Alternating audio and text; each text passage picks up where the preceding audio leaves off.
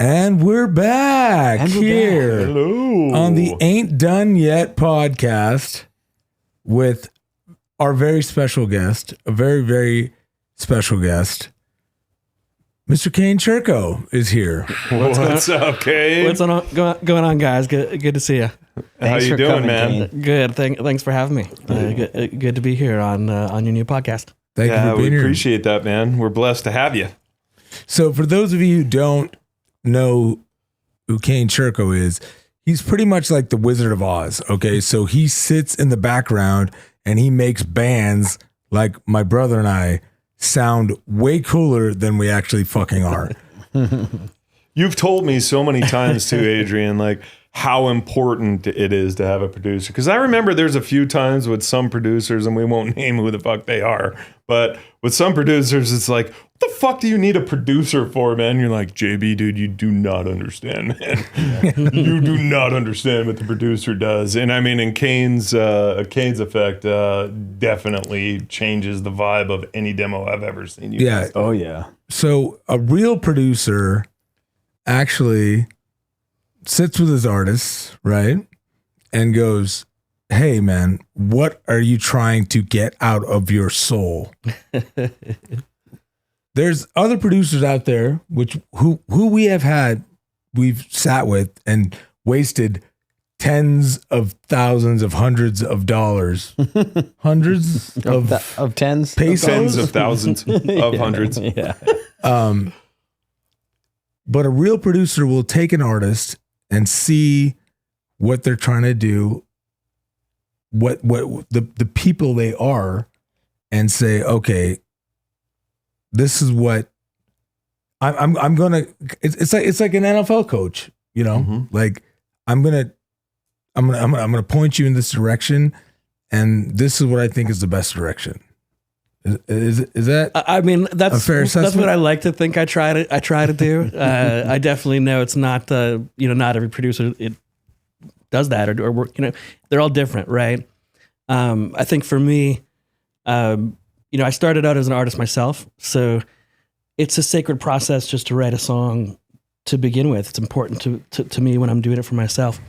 So when you work with somebody else, or when I work with somebody else, I kind of give them that same benefit of the doubt and that same respect of like, we're here for you. We're here to make this special. We're here to express ourselves. That's why we started doing this, right? Wasn't to make hits. It was to express ourselves, and then it turned into making hits. Well, definitely for you. I mean, there's a litany of hits that this man has been a part of, but please continue. So you just want, it matters, I guess, to me. It matters, and it's not just the end result matters, but that relationship matters, that person's career, the legacy of their career. You can make a great song, but if they don't love it, if they don't feel connected to it, are they going to be able to authentically play it for people? Are they going to even want to play it for people, let alone for the rest of their lives? And where is that fine line though between authenticity and, hey, dude, it's got to go like this, or it's not going to work, man? I think. Great question. Yeah. And it's a fine line. I think we all have a different line. I don't think the same line is applicable for all people, right? It's not. It's not applicable for all people, rather. So, I think for me, it has to be honest to whatever that person's character is, and it's a process. I mean, you guys know I'm a wrestling fan, right? So, for me, it's a process of trying to match all components of everything. First of all, what does the artist want to say, right? What emotion is that? What do they want the listener to feel? Does the music match that emotion? Does the lyric match that emotion? Is that story clear? If I'm hearing it for the first time, reading the lyrics, whatever it is, do I get that from it, right? So a lot of what I do, I think, is just trying to clarify what the intent is, and make sure that matches, as well as then the aesthetic of that song and everything, making sure it sounds like how they look and how they act and how they, There's nothing worse than making a song that's too cool for someone and they go do a music video and they look really dorky and it just doesn't go together, you know. So the right thing isn't the same. We've done the that, image needs to fit the song. That's important. The image needs to fit the song. I think it just has, you know, the image has to be as authentic as the song, and I think when they are, they just do. Okay. Okay, but That's awesome. does that come back to a marketing perspective for the music business, right? Because it's not the music friendship, it's the music business, right? Yeah. So what you just said, does that fall in correlate? line with like what a record label is looking for too? Or is the record label's whole thought process completely different? I get what you're saying. I don't think most labels are that nuanced with how they're thinking about it artistically. I think if they do think about it like that, it's just kind of more a subconscious decision. I think we all kind of want something to be clear and understood, and I think any marketer generally sort of works through that process a little bit. You know, how do I make the product clear? How do I get that message to the potential customer? Who is that customer? You know, and creating a flow for that. But no, I think labels, you know, labels want the song to be catchy, and they want it to do well. They want it to have good analytics out the gate. You know, they do they call you at any time and say, "Listen, we heard the demo. We got to change all of these things." Yeah, definitely. Definitely. Is it a common thing or is it an uncommon thing? Yeah, not. You know, I mean, that just happens here and there, I suppose. You know, nowadays bands are definitely getting better. The bands are getting more self-sufficient, rather, with kind of procuring their own demos, and you know, at least one guy in every band generally can demo something out or has some sort of recording rig of some sort. So you see, I think, a lot more demos than ever in terms of you're not just getting the iPhone demo, you're getting things that are already in process further along. A little bit more meat and potatoes of it. Yep, and I think bands are doing more writing now again because of that too. I see bands with a lot more demos instead of like, here's the 10 songs we've been workshopping. You know, it's here's 25, you know, half done things. And does that make your job harder or does it make it easier? Because now you're thumbing through 40 of these demos to choose the 10 or choose the 11. I like having a selection of stuff. Okay. It's fun for me to listen to, you know, to everything. And I, you know, bands are always insecure about that. They're like, do you only want to hear like just the best stuff? I'm like, no, if we're doing this for real, I want to hear everything. Yeah. And because you also, you know, they don't always have, the artist doesn't always have the same, you know, opinion, but even let's say awareness of their own material and absolutely. Yeah. You know, what they're connected to may be totally different than what, you know, than what the next person might think, but let alone what most people might think. Often my favorite demos are the ones that the artist is the most insecure to play me. They're the ones they usually almost don't play me unless I get to that point where I'm like, well, what else? What other weird stuff do you got that's like not this? Okay. So walk us through that process, Kane. How, when you're sitting with an artist, how do you get the artist to that point to open up to you and be like, okay, well, here's a demo that I really don't want to play for anybody. You know what I mean? Like, I'm so insecure about it. I mean, so much about producing records, and at least the relationship I think I have with most of my clients is really building that trust. You build that from the first meeting. You build it from the first phone call you get on.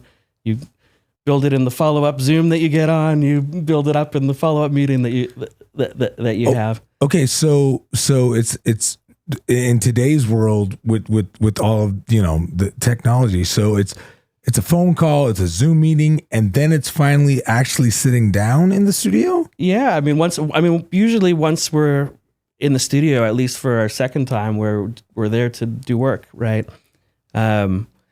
And it starts just like this. It starts with sort of me asking them questions about themselves. You know, who do you think you are? Who do you want to be? I'm Batman. You know, who do you want to be? What are you unsatisfied with right now? What do you think has been working? What do you think could or should be working? You know, I guess in many ways I like to think backwards of, well, you know, where do you want this? Not just where do you want this song to end up? That's one question, but where do you want to end up? And you know, that's very different things for different people. For some artists, you know, it comes down to, well, do you want a house with a pool or do you not care? And I've met just as many artists that are like, I don't care, as the artists that are like, I want a house with a pool and I want to send my kids which to a ones good actually have the pools now with the house and which ones don't? Is it the same that said, or is it vice versa? I think both. I don't think, you know, there's guys that haven't thought about it that have ended up with pools, but I think particularly nowadays you have to be more competitive, more focused, just on the craft of your songs, the marketing of them, everything else. So generally it's harder to sort of just end up in this really awesome position without having put the work in. So I think the people that consciously in many ways want the pool are prepared to do more work. Okay, because they're fighting for that house with the pool. They're fighting for the Ferrari in the front. And they want to figure out the game of it, I guess. Yeah. You know, let's say the game of the music business. Right. You know, Right. Which is 100%. Which is different than game. just making songs for It's fun or fucking songs game. for just art for art for you know for art's sake, but it becomes a game. And a lot of what I do, I think, is help guide them through that game and you know, reinforce their odds by sharing my experience. Help them deal with all aspects of calculated risk that you got to deal with along the way. Who is the game against? Oh, Well, man. the business, JB.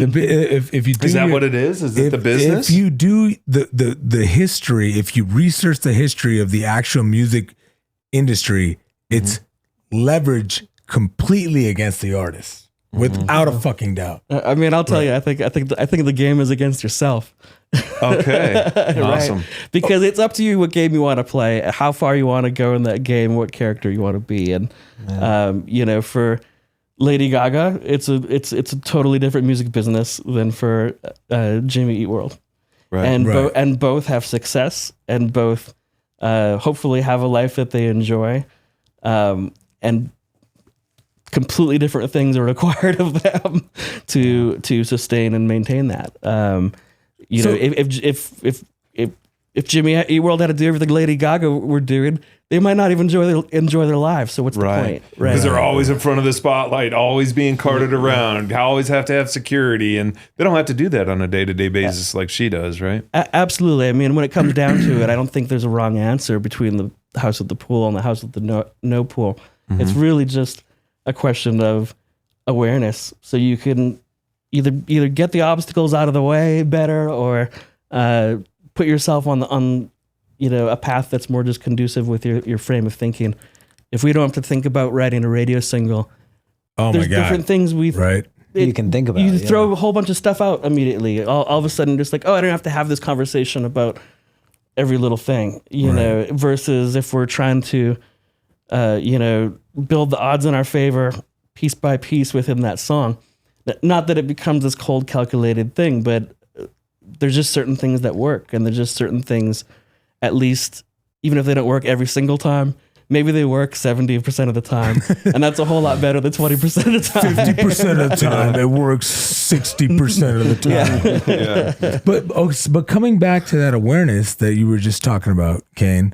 So how much of your job as a producer kind of turns into like almost a therapist for your artists? Because I go to therapy, dude. A dangerously I talk to a alarming therapist. percentage of it, alarmingly high percentage of it. Okay, so now as a producer, you're also playing this role as like therapist / life coach almost. Walk us through that a little bit. Like how do you get it out of the people, like the human that you're sitting with in the studio, and like what you just said about like, who do you want to be? Like that is a very therapeutic question. I mean, I think everybody at the end of the day wants to connect. They want someone to understand them. Yeah. Sometimes just being the only person there to understand them is life-changing to them. You know, sometimes for artists, it can be literally like that, right? Don't make me Their cry life right can now, be bro. just in shambles. And all of a sudden they're sitting there with me in this peaceful environment and they have someone asking them about themselves and getting them to share and open up and build their confidence. And So you're specifically actually talking about him right now, right? Because I was gonna say you asked him that question, and I'm like, well, how did you know? right you're his here. favorite producer, Right here, right here. All right, right here, right here. All right. but it's the common, you know, I mean, these are common feelings when you're an artist. I think, you know, the kind of person that becomes an artist, I think generally has stuff to express. They have stuff, a certain way they express it, you know, musically, hopefully, but, you know, you see a lot of the same kinds of personalities sometimes and the same kinds of patterns of people with, you know, similar hardships, you know, different hardships, but also similar ones. I mean, when you've worked with hundreds of bands, you've worked with thousands of people, you know, you just see that. And it's a testament to the power of music because, man, it keeps so many people from going off the deep end. Not just the fans, but the artists themselves. Right. Yeah, dude. What You about know, the creative differences between the band members? How do you manage those things? Yeah, I mean that was one of the biggest challenges probably when I started because that took the longest time I think to settle into. You know, it's ultimately like being in a you know, when you're in a marriage, eventually, you know, if you've been in a marriage long enough, I think you get some perspective of, you know, times where you have to use a different level of diplomacy than just going by a flow chart of right answers. Yeah. You know, and efficient action. Usually the right answers in marriage are the wrong answers. Yeah. For sure, and it's much easier to see that when you're not in the epicenter of it. So I mean, I have the benefit of kind of being able to stand out. You know, I'm in the circle, but I'm also kind of outside the circle. And I think really trying to understand everybody. Usually, if there's a disagreement, it's most of the time either miscommunication or misunderstanding. You know, or someone. Well, you like what you watch these. I just watched the latest Poison documentary bio whatever it was. I think it was on A&E, right? And CC and Bret Michaels just get into it on stage at the MTV Music Video Awards, right? And they are literally boxing on stage in 1993 or something, right? And it's like, how When rock and roll was still dangerous, man. right? And I mean, they broke up after that. The band broke up after that for many years.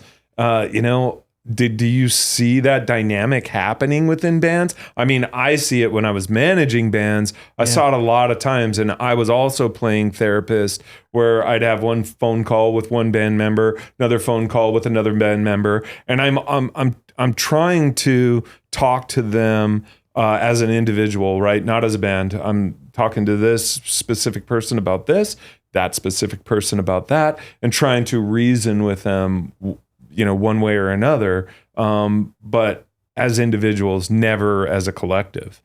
It's the hardest, the more people that there are. John was actually talking about working with us again. No, I mean, we definitely had those conversations, but I mean, you know, out of all the bands that I managed, that was pretty much the norm, not the exception. Yeah, I mean, it's the worst with more people at once, and maybe by that logic, just kind of like a therapist, I'll do both. Where we're group sessioning it up a lot of the time, but a lot of time I'm splitting people off too. So I'm giving everybody some one-on-one time, making them feel like they, you know, like they have a voice, that they have some input, at least someone even to help them translate, you know, their intent to the other person.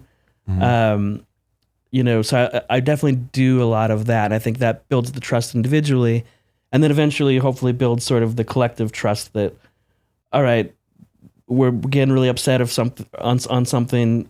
They might come to me and ask me like, well, how would you resolve this? How do you fix and this, be more willing Kane? to Fix accept, this for us. my overview of it or whatever, than just whatever maybe their emotions are feeling at that moment. And that you just get, I think, by the experiences with them.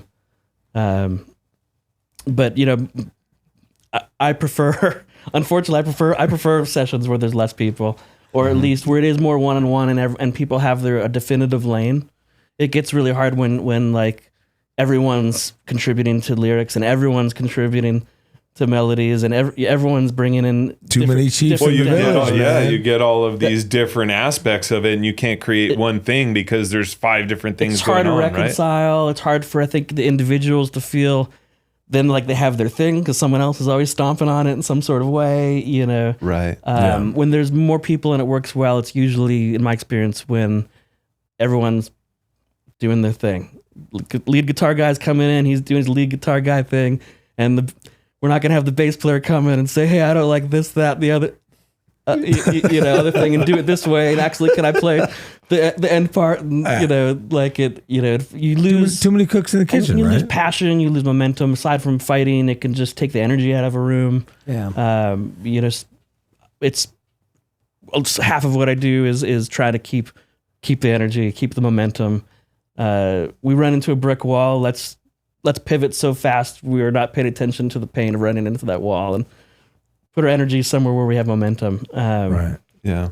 So as prolific as a producer as you are, and the volume of artists that you work with, like, how do you delineate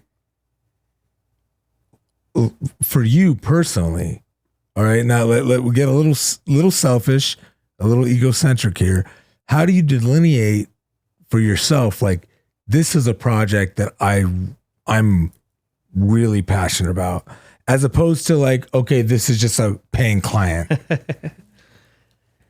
I mean, I'm a workaholic in my nature, so I just like to be busy all the time. So you just take all the garbage that just comes. Is that what you're saying? I think I started out that way, for sure. I started out just what can fill my time, right? Right. That being said, I think I always approach it I approach it with the intent of what does doing my best look like when it comes to this project? How can I do everything I think I can to help this person? Fulfill the task, under promise, over deliver, hopefully. Mm-hmm. Right. And obviously your name's attached to it. Over as well. promise, under deliver. Under Under promise, over deliver. Yeah, there we go. I was right. Strike that, reverse it. But even if it was, I've literally done everything. I've helped people with political song campaigns and, things for just husbands and wives. And, when I was starting out, I did every kind of thing. Children's music didn't matter. But how do I make that the best children's song that day? How do I make it, So that's your goal. When you walk into the studio every day, you're like, how do I make whatever we are creating today for whoever it is the best that it can possibly be? At least the best that I think I can make it. Yeah. That's a perfect way to look at better, everything. Hopefully better than, other people that they could have gone to. I want to think usually that I'm the best guy for the job. Yeah. I'm not by any means saying I'm the best guy in the world, but the best guy for the job. Nice. Yeah. And that's where I think I've learned to find my own value from it. Cause you're not going to love every single band that comes to you. Yeah. Right. You can like them as people, but you're not going to love every single song that every single artist that every single every single demo But I'm sure you can find. I'm sure even in the bands that or in the music that you didn't like, I'm sure that you can find some sort of level of respect for the creation of it, right? For sure. And I could love a even band. the shitty songs, dude.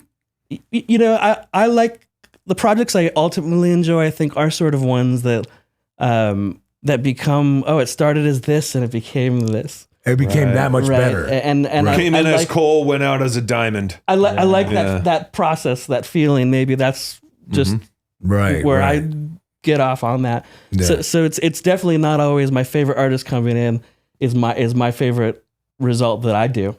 You know, I probably am more pleased with the result I get when I'm able to take something that nobody believed in and Everybody believes in and it. make it something everyone believes in. Right. Right. Right. You know, I people ask me that about that all the time about if you could work with your favorite bands, you know, who would you want to work with and all that kind of stuff. And you know, I don't know if I do justice to my working with any of my favorite bands. Because you'd be listening to everything they say, right? You're just like, you tell me. You don't want to meet your heroes, I bro. already like what they do, you know. It's like I'm not going to try to arbitrarily just change it, you know. And but to the same token, if I don't have enough hands-onness in a project, it's not fun for me. Like I don't want to come in and just press record and be like, all right, great job, guys. Like, sweet, let's go home. Hang that up tonight. No, I like working through every part of every song, you know, and I like that process. So Yeah, some and of my favorite artists don't make records like that. A lot of my favorite artists don't necessarily work with co-writers or work with producers who are that you know, get into the minutia of everything that on that level. So it's and it's like I some of those artists that you may be talking or may not be talking about.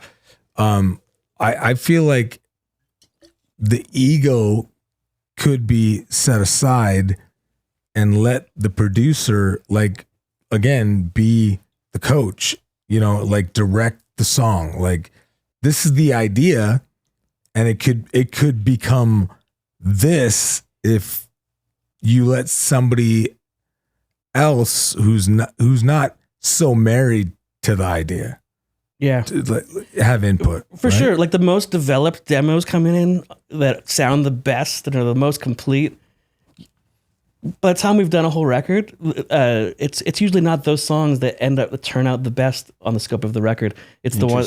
It ends up being the ones that came in much more half baked, and that then we had to get in, knock our heads together, and stuff like that. But if a band brings me a song and it's just like, all we got to do is change this one line, you know, it's only going to get 5% better to me, right? Versus something that comes in 50% done, and we got to figure out how do we make this something. So,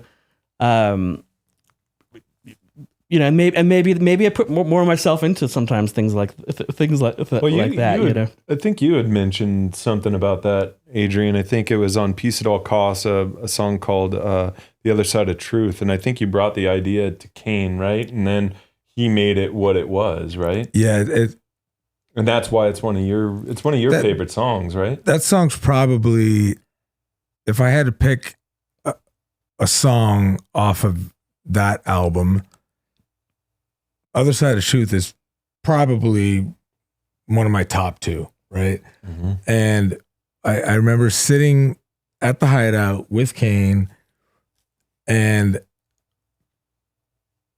I'm farting around in the vocal booth with an unplugged electric guitar, and I was just playing some stupid ass notes like din din din din din din din, like I'm one string kinging it, right?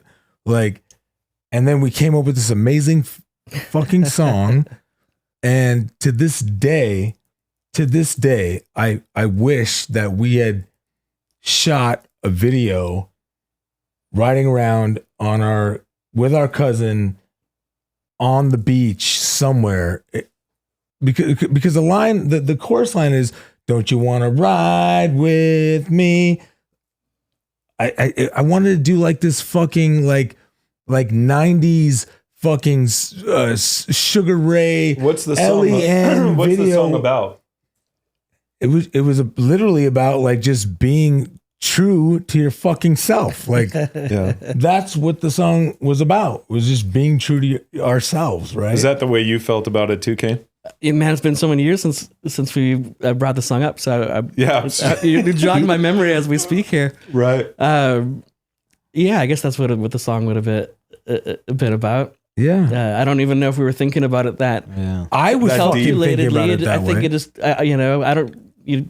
We always remember different stuff, and it's funny when you talk about that guitar thing. I'm like, I don't remember that until you mentioned it. which is great. That's how it is. Yeah, no, it's. I love songs like that. I love songs that are about being yourself. I love songs that are about being confident and powerful, and rising up through adversity. And Is that the way that you felt about it too, Ryan?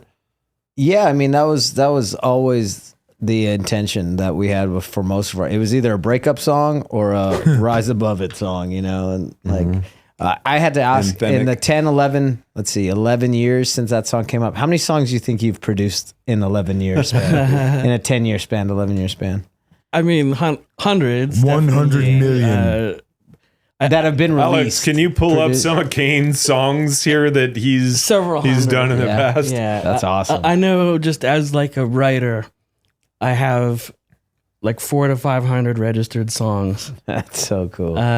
That are commercially released. So that's not counting every other song I've written that hasn't come out, etc. That first one right up at the top, Blood. I remember that was right around the time when we were doing song. I remember, if you're allowed to kind of say, didn't like a Kanye West song inspire you to come up with that? Yep. With the rhythm. I remember you saying the rhythm, right? Was it the rhythm or was it? Absolutely. I Number knew, one song, Blood by In This Moment. I knew I had one directive. We knew that the album was going to be called Blood. And Maria said she wanted it to be called Blood. And the first question I asked was, well, does anyone have a demo for a song called Blood? And the answer was no at that time. So I was like, okay, I got to go write something that's going to be called Blood, that could be the title track for a record called Blood. and so you drew from the instrument. and I was listening to a lot of Kanye West at the time, so I took a particular beat that I wasn't even using Pro Tools when I was writing it. I used like QuickTime, just put the MP3 in on my laptop and cut a little loop out and put it just on a loop, just so it looped that same drum beat basically or whatever. Wow. And Can you say what song? Or is that your secret sauce? Yeah, nice. That's your secret sauce. We'll all get canceled. I mean, it's so different anyway. By the end, I changed the beat. I had a double kick in. Awesome, it doesn't. Man. That loop doesn't stay there, and nor does the beat stay there. But it's just your starting. It's that's my your way of starting like point. jamming in a way. Like Yeah. I'm lots of time doing certain things by myself in a room. So throwing up just a random beat allows me to come at it a different way. How long is this process, by the way, right? So you're writing this song, Blood, for In This Moment that is not a song yet, and you have to come up with something. How long is this process before you run out the door with the paper? I got it. The essential building blocks from that point were probably only 20 or 30 minutes. Wow. But that was me just at that point having an acoustic demo of it, basically, that I'm just singing into my phone. Because I knew my favorite guitar riffs were ones that you could hum to people. I always think if you can hum the riff to someone, then like it's easy to share it. It's easy to communicate it, right? I can't share a song that I can't hum to someone. Right. So interesting. So I think So I think about that kind of stuff. Caveman I think shit, of dude. like some of our favorite riffs are like Marilyn Manson, "Beautiful People," and you can go. You know what song it is. You don't even have to hear like anything else, right? So once I had that beat, I actually started with my mouth first. Even though I play guitar, I was like, let me hum riffs until I landed a riff that sounds catchy when I hum it. Hum it? Nice. Can you hum it for Yeah, us? I eventually landed it.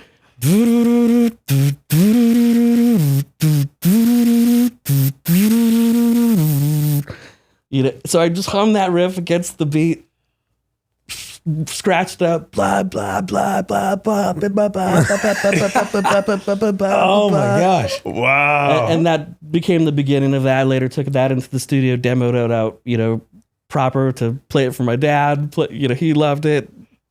Moved up the chain, Awesome. played it for the label, the band in its form, and I left all sorts of holes and things to fill in, but it had the beat, had the riff, had the vocal hook, basically. Right.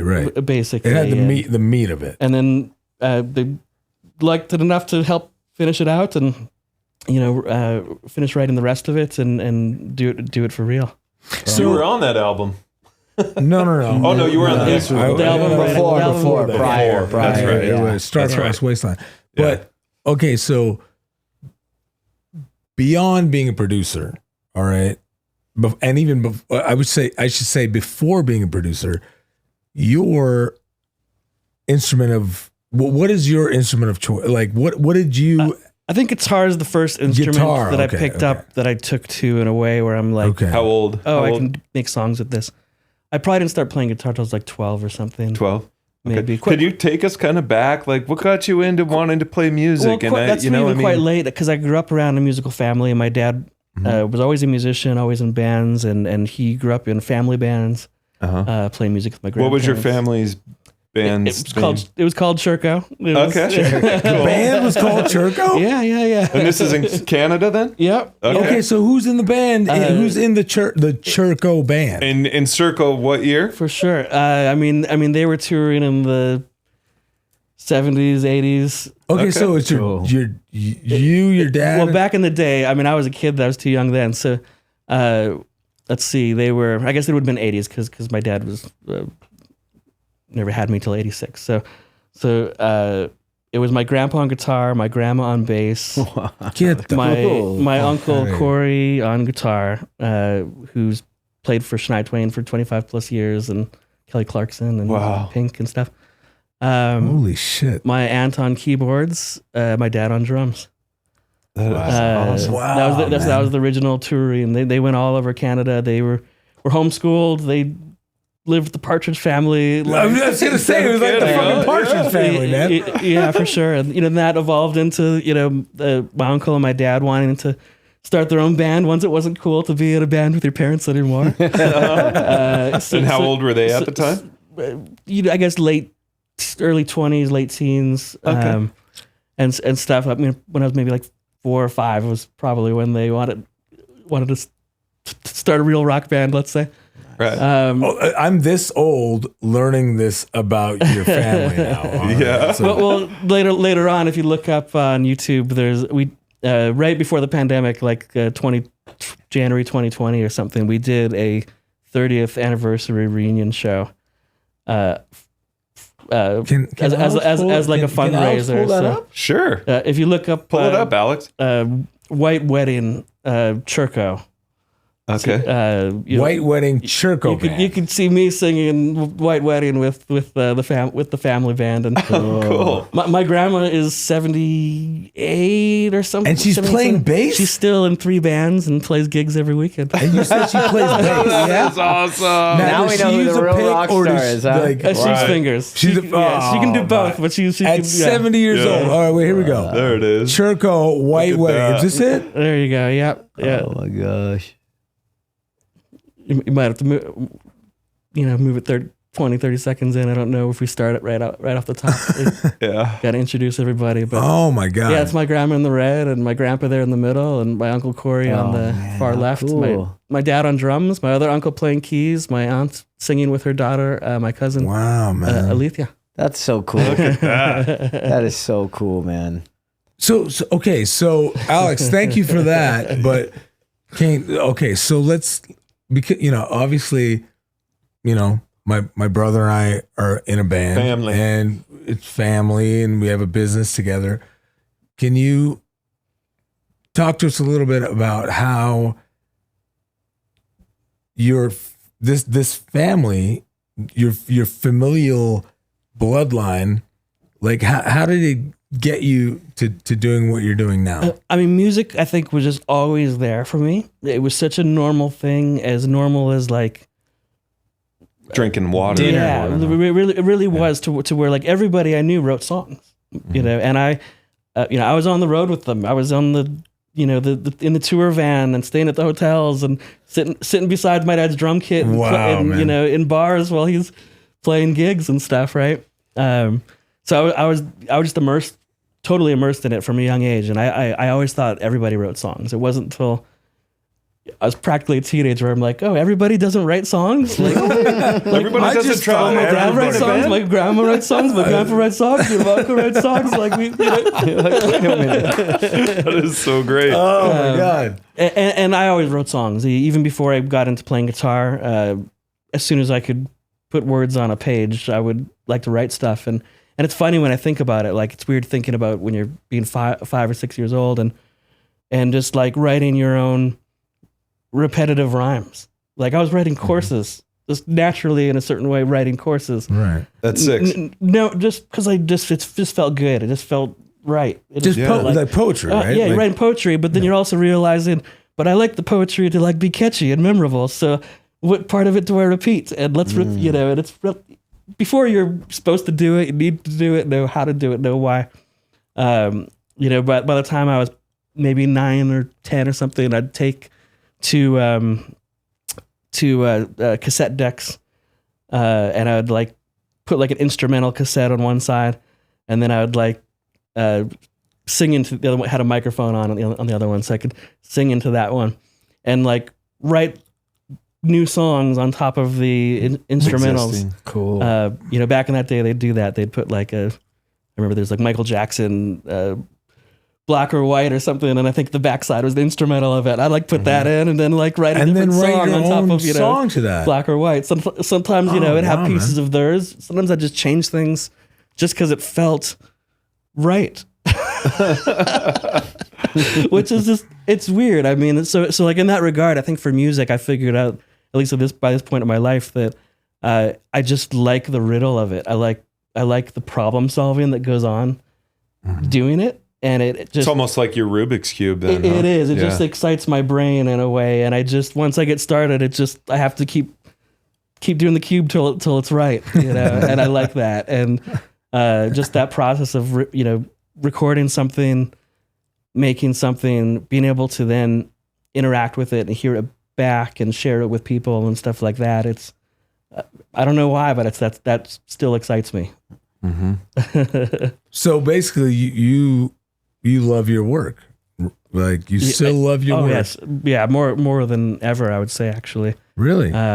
Even dealing like I mean I know you and I've talked at length a little bit on a personal basis, and you're now at a point where you can pick and choose the products, the projects that you want to work on. Yeah. But you still love your work.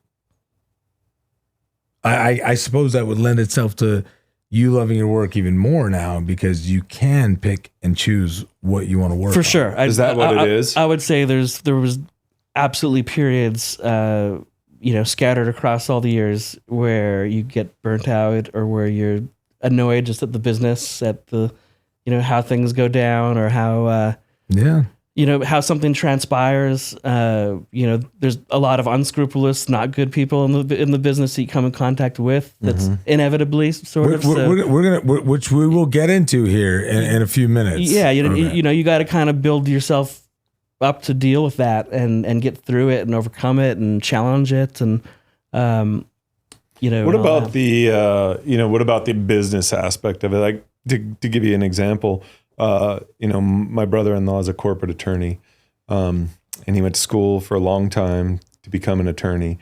What he didn't realize that he had actually become is a salesperson, right? Because he has to go out and sell his law firm and sell himself to large corporations that want to utilize their services to protect them. Yeah. Do you enjoy the sales process portion of that? And how much are you involved in the sales process? Because I assume maybe not now, because I mean, all you have to do is like, hey, check out the Wikipedia. Okay. You'll be embarrassed. Right. Right. Or, I'm sure. I have a love-hate relationship, I think, with the sales process of anything, really. Sure. You know, whether we're talking about, you know, the writing of the song itself and making sure the marketing is built into that, or whether we're talking about the, you know, the social media and the TikToks and the pounding the pavement to sell something. You know, selling, there was, you know, when it comes to selling yourself, I guess there's times where I've done a lot more of that than I have to do now, for sure. There's times where I was maybe even more interested in it. And I'm just not as much anymore. Sure. You know, and you have to figure out what's your right balance and really where your line is too. You know, we talk about with artists a lot with social media, you know, because that's the thing. You got to be active. You got to be doing stuff. It's almost more important than having a good music Actually video. doing it. It just be consistent and be active. Be consistent and be active. And for a lot of people that, you know, did it already, for a lot of people just in general, I think it's not easy to, if they haven't already done that, or if they're not already used to it, all of a sudden they feel like it's fake to do some little TikTok clips or to have to make content and stuff like that. And it can feel to them disingenuous and really, you know, suck the life out of their... Bro, you're nailing, you're fucking preaching to the choir right now, bro, I mean, because I'm like, you know, so sick of fucking you get social really media. good at your craft and you're like, hey, now go dance and do it, you know? Right. Dance, monkey, dance, At least that's monkey. how it feels. And I think that's how a lot of people internalize, you know, that kind of directive when they get encouraged to do that. You know, but I always say you should really just find the level of it that's good for you. For you guys, doing this podcast is something that's true and authentic, and you can sit down with people you know, people you want to know, have conversations that are actually human, and you're not losing any part of yourself, and you're still promoting, you know, future otherwise music and everything else. So that's a great way to do it. You know, if you don't want to dance, don't dance, but figure out what your thing is. And everybody has a thing, right? Yeah, and right. Yeah. So touching on that, if we can maybe take a quick pee break. Yeah, sure. But Sure. touching on that, Now let's just make you sit here Talking uncomfortably about- for another 20 minutes. what's that? I said, let's just make you sit here uncomfortably for like another 20 minutes. I know you've been squirming, man. You were I'm not squirming. squirming. What are you talking about? I'm Stop not squirming. You're so fidgety. But talking about the real human aspect of your artwork and what you have to say in your soul, aside from the marketing aspect, right? Yeah. Aside from the fucking business of selling yourself. When we come back, Alex, let's dive into Kane's new book, Spirit Unknown. Awesome. Sounds good. And Yeah, let's learn a little bit about it. yeah, we'll do a couple of excerpts. Excerpts. I know. Excerpts. I was spelling excerpts the other day and I And couldn't like- spell it. yeah, and it's it was like- spelling it for me, and I'm like, that doesn't fucking You're like, look wait, right. there's a fucking P in that? yeah, exactly. Excerpts. Excerpts. Yeah. So let's talk about that in a second. We'll grab a couple beers, we'll take a piss, and we'll And come we'll be back. back. Yeah. All right. Sounds good. Great. Prostate is back in the house with Kane Churko. You got your relief on, right? Got that relief, man. Prostate, bro. Prostate. We've bro. all been relieved. You gotta Prostate. get that prostate, bro. Prostate. What's that? That insurance company? Prostate. It's prostate, bro. You gotta get that prostate, man. I'm in. Well, now we're back, and we've been talking about you and your producing journey with music and sound, and then you kind of found a way to express yourself in another vehicle of art, and that brings us to the Spirit Unknown. Can you tell us a little bit about how that came about? Yeah, for Yeah, sure. walk us through that, man. What did you say? Walk us through that, please. Yeah. Okay. Cool. Yeah. Spirit Unknown is my first and new book, I guess, that I just released a few months ago. It's it's something I started during the pandemic. Talk about not having something to do and needing something to do. Well, that was a time where I think we all needed something more to do. Sure. So for me, that definitely became the basis, I guess, of what's in that book. Now it's for me, it's been interesting because it's kind of like making music for the first time and being in a band for the first time in a lot of ways, because I have no experience with any of that, putting a book together, releasing it, etc. Everything else that goes with it. How do you do it? Everything, right? So it's all brand new for me to figure out. And me and my wife put put this all together ourselves, and she helps me with like the graphics and formatting and things like that. As far as the book itself goes, it's I guess what I would call, let's say, esoteric spiritual philosophy. There's no page numbers. It can be read in any order. In fact, I encourage. There's not one page number, so there's no math involved. No. You can just open it to any page and kind of almost use it almost like a tarot deck or something like that. You just connect to one simple thought and choose your own adventure. Pull up a thought for us. All right, we're gonna Alex, we're gonna do that right now. We're gonna open it up randomly. Turn to a good page though. No? Like randomly. Yeah, not that page. Not that one. No. Most of the worst sins in history can all be traced back to hate. You do not have to look far to see sin's presence and the offspring it bears around you. Recognize it, but do not absorb it. Know it, but do not befriend it. Hate is the lowest form of matter.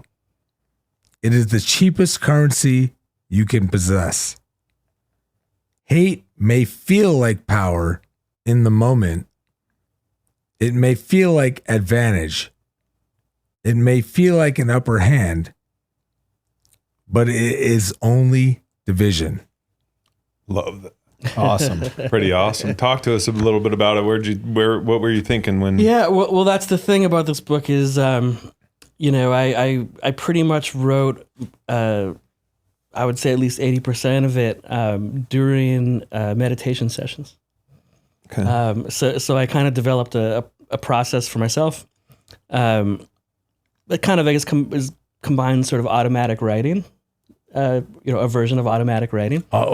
So I'll define automatic writing, please. So I mean, there's different versions of it, but for me, what it is I will sit there in a meditative space in my house that I have.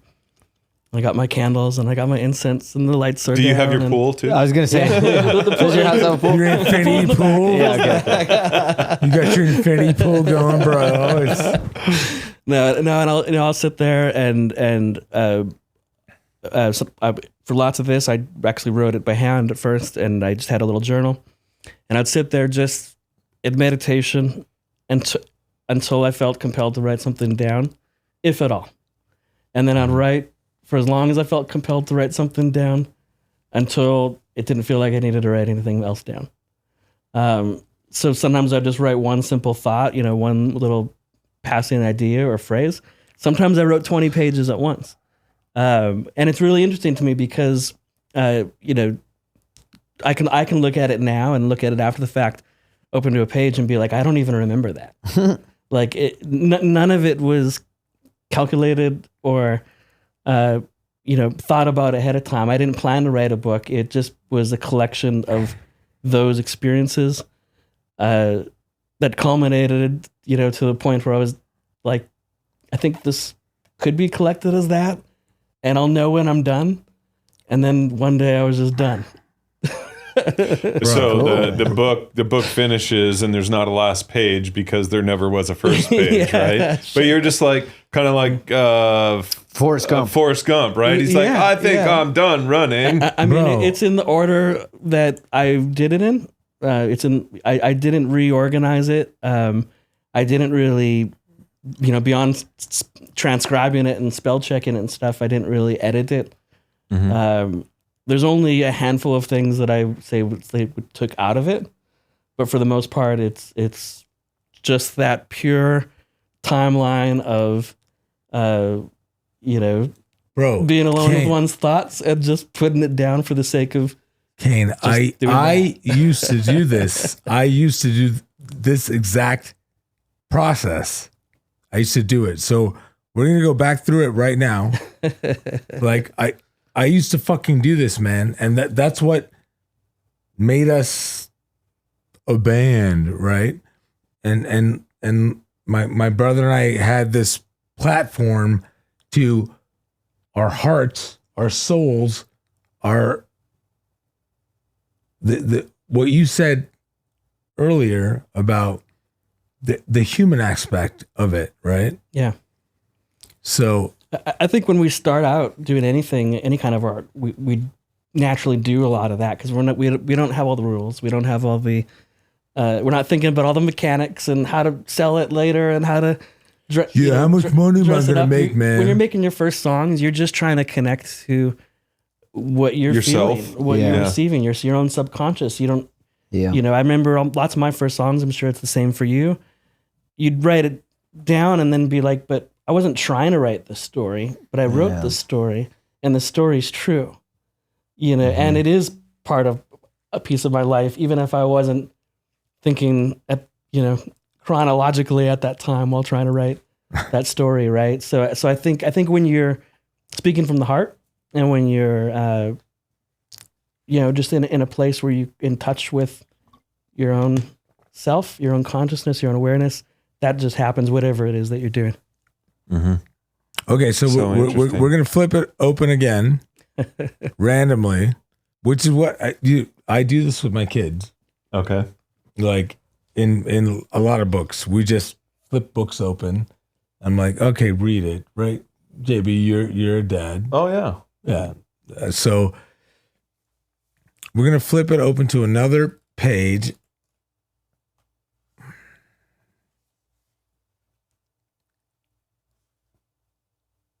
Light is for all. Let even the darkest dark be not deprived. Mm-hmm. We're stealing that for a song lyric, by the way. There's no page number, so it's not copyright. Yeah, so all of this is open to Public domain, right? No, that's public domain. it's public domain, man. It's Where did public you write domain. this? Like 98 years ago? Is that No right? page numbers. Yeah. No page numbers, no dates. Okay, so walk us through this.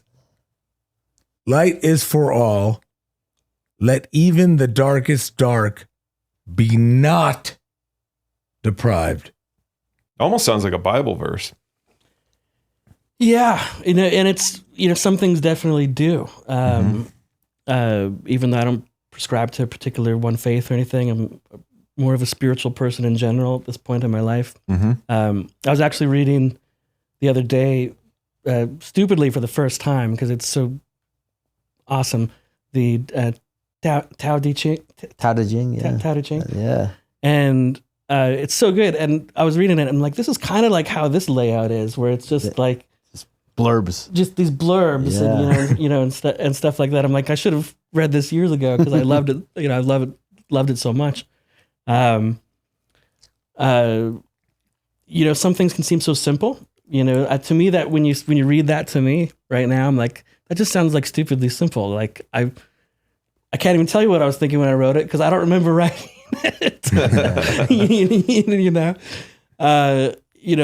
But I think a lot of it comes from that place. I think, for me, that whole time period, 2020, 2022, I used that time to kind of get introspective, to get philosophical, to get more self-aware. I had time for myself, so I directed it that way for the first time in quite a while.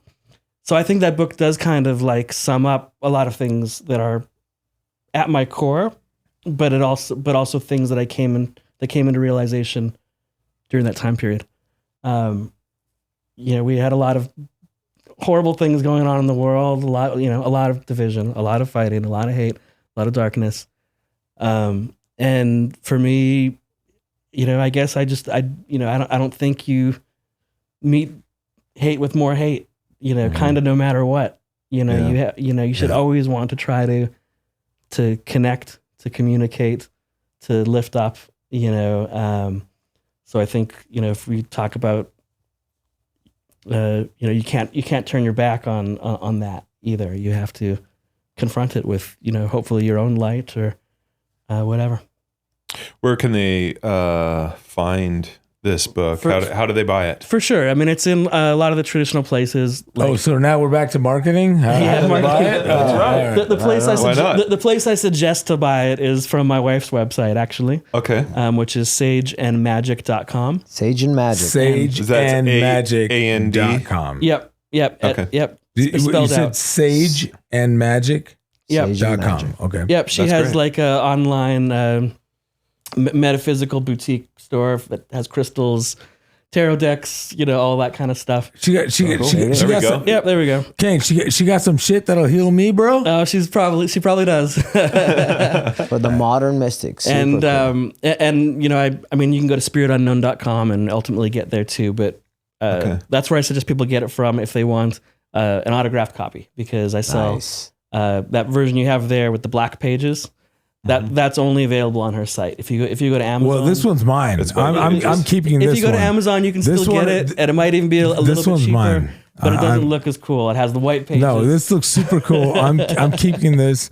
This is the Batman pages. I'm keeping the Batman pages. Yeah, so on our site, if you search for Spirit Unknown, there's 2 different autograph copies you can buy with different covers. Nice. Awesome. And, That's so exciting, man. I Congratulations. I personalize them all, and it's that's been kind of the most fun part of it, is when It's so cool. even after I finished it, I didn't know what to do with it, to be honest. It was kind of like, well, now what? Like I don't even know what the next step is. I don't want to now throw all the marketing I know on top of it in a certain way. I kind of just wanted it to be there and somebody find it almost, right? Like I go to antique stores and I look for oddities, right? And like when I find that oddity and I'm like, honey, come look at this. And she's like, that's the weirdest thing I've ever seen. I was like, that's exactly why I want it. And I didn't want to ruin it and suffocate it, Yeah. with But Kane, what do you mean? all these other ways. The Spirit Unknown TikTok dance is going crazy right now, man. but here's my question to you, as a producer, as an artist, a performing artist, before you were even a producer. Like, why not use this for songs? Like It totally could be. Yeah, and it's funny because until you said that, it never even occurred to me. No kidding, huh? And it absolutely. I mean, and I'm sure in some ways I do. Like Yeah, the it's lyrics come out like that. The kind of things I would say, because it's what I say, it's what I think, it's what I believe. yeah. But yeah, no, and maybe there'll be a component of that. I think this. I'm already halfway through what could be a follow up to that. I just repeat that same process, and it takes as long as it takes. I don't know if it's going to take me a year or 2 years or whatever. It'll take however long it takes, right? Right. And so maybe that becomes part of it. And I don't know. I think just out the gate, I just didn't want to. I didn't want to be on the wrong side of it. It's such a pure thing that I was just like, there'll be a time for that. I just didn't want to get myself into a feeling that I'm misrepresenting it. I wanted it just to live, and that's been the best part, is seeing. I thought nobody would be interested, to be honest, because it's not about music, it's not about production or songwriting. It's pretty left of center in terms of anything people might follow me for normally. So I bought enough books that I thought would last me more than a year. And I sold them out in about 3 days. Yeah. Nice. Awesome. Wow, man. That's awesome. That's how much I underestimated it, really. And just being able to see how many people not only supported me because they wanted to see what was up, see what I was doing, but then followed it up with just really awesome messages about, what a particular page meant to them, or just how it caught them at the right time in their life, and they're so glad they found it, and they didn't even know what they were going to receive, but it met them where they were at. And I mean, bro, it's hard to have that sincere of an exchange. Even making art all the time in the way that we do. You've posted a couple of excerpts on your IG, and I was like, dude, fuck, bro, why am I crying right now? You know what I mean? My eyes are sweating right now. So I mean, it's beautiful work, dude. It's been really cool, and it's been quite a gift, really, to me. to go through the process of it, to, like I said, underestimate it, to kind of, I just didn't want to put a lot of, faith into it, a lot of emotional energy in a certain way. I just wanted to live, move, be like, either a couple people get it or they don't or whatever.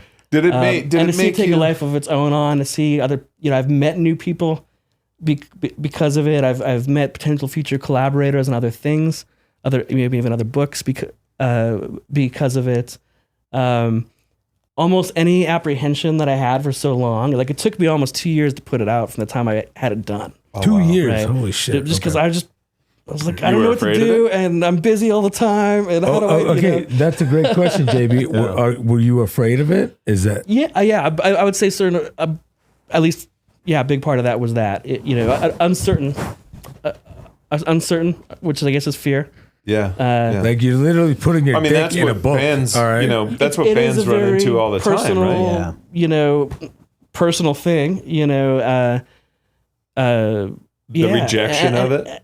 And I've been rejected so many times in my life that I'm pretty really? immune to most rejection. I can live comfortably in a space of constant rejection, but I think We're gonna circle back to that in a second. know. You just didn't know. It was just the uncertainty. I like control. I like knowing. I like, when I write a song or make a song with a band, I can know. Oh, I know we can make something catchy, and at the end of the week, I know we'll have something catchy, and I know I can put it in the car and be like, listen to this, check this out. Isn't it fucking cool? Like I've done that enough times to know how to get there. This was just like.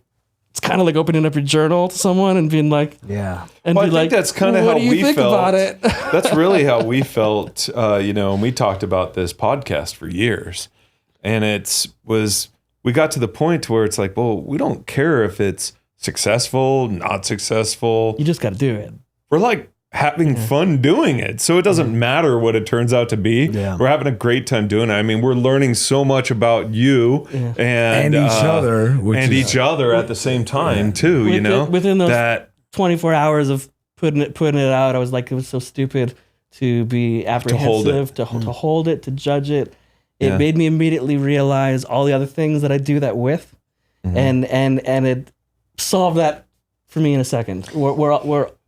did it make the you reaction to that was like, oh, I got a lot of other things now that I want to do. I'm gonna do, and I'm not gonna think twice about doing it. I'm not gonna worry about it. awesome? So it kind of gave you this new trajectory to move forward to, right? For sure. And I wasn't ever thinking about that when I put it together or put it out. You're thinking about just, I don't want to order too many books and end up with I don't too want many to books. end up in my- with a closet full of books. What is my wife's going to be like? Move this shit out of the You're not closet. thinking about, Right. next week I'm going to be fundamentally changed by putting this out. Right. But see that's the beauty of actual like artistry. Like he didn't give a fuck about what the book was gonna do.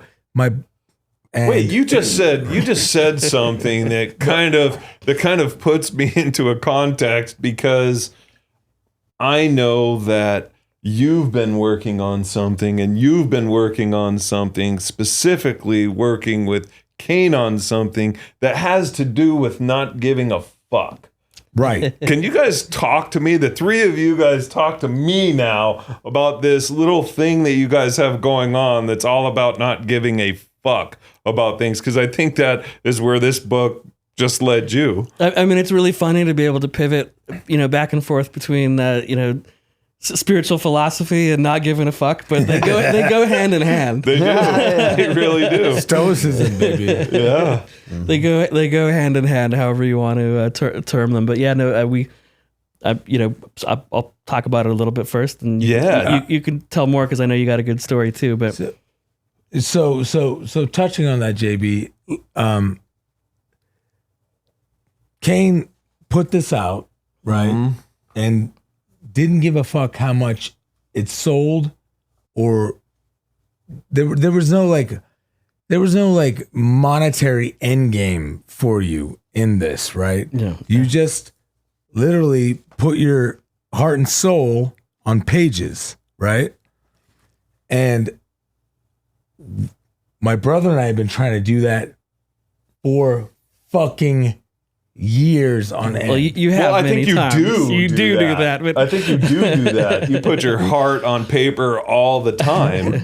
Right, to a certain extent, but we hit this fucking like this stop gate, right, where it's somebody else has the final say on what our heart and souls are trying to say, right? Right.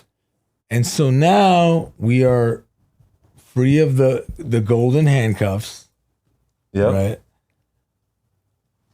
And we have a song that we had a chance to work together on a new song, right. Called Zero Fucks. Zero Fucks. With Zero Fucks. For Otherwise, and collaborating with the band Violent Idols. Violent Idols, which I would love to meet those guys, man. They're like, fuck, bro. No, V's a really cool guy. I mean, as you know, he's super creative, but for sure a little bit antisocial. So we don't. Right. Sounds like he gives zero fucks. He does, and that it's one of my favorite bands to work with. But they don't like to do much live things. They do interviews very sparingly and stuff. Right. But as you know, they like to collaborate with a lot of people.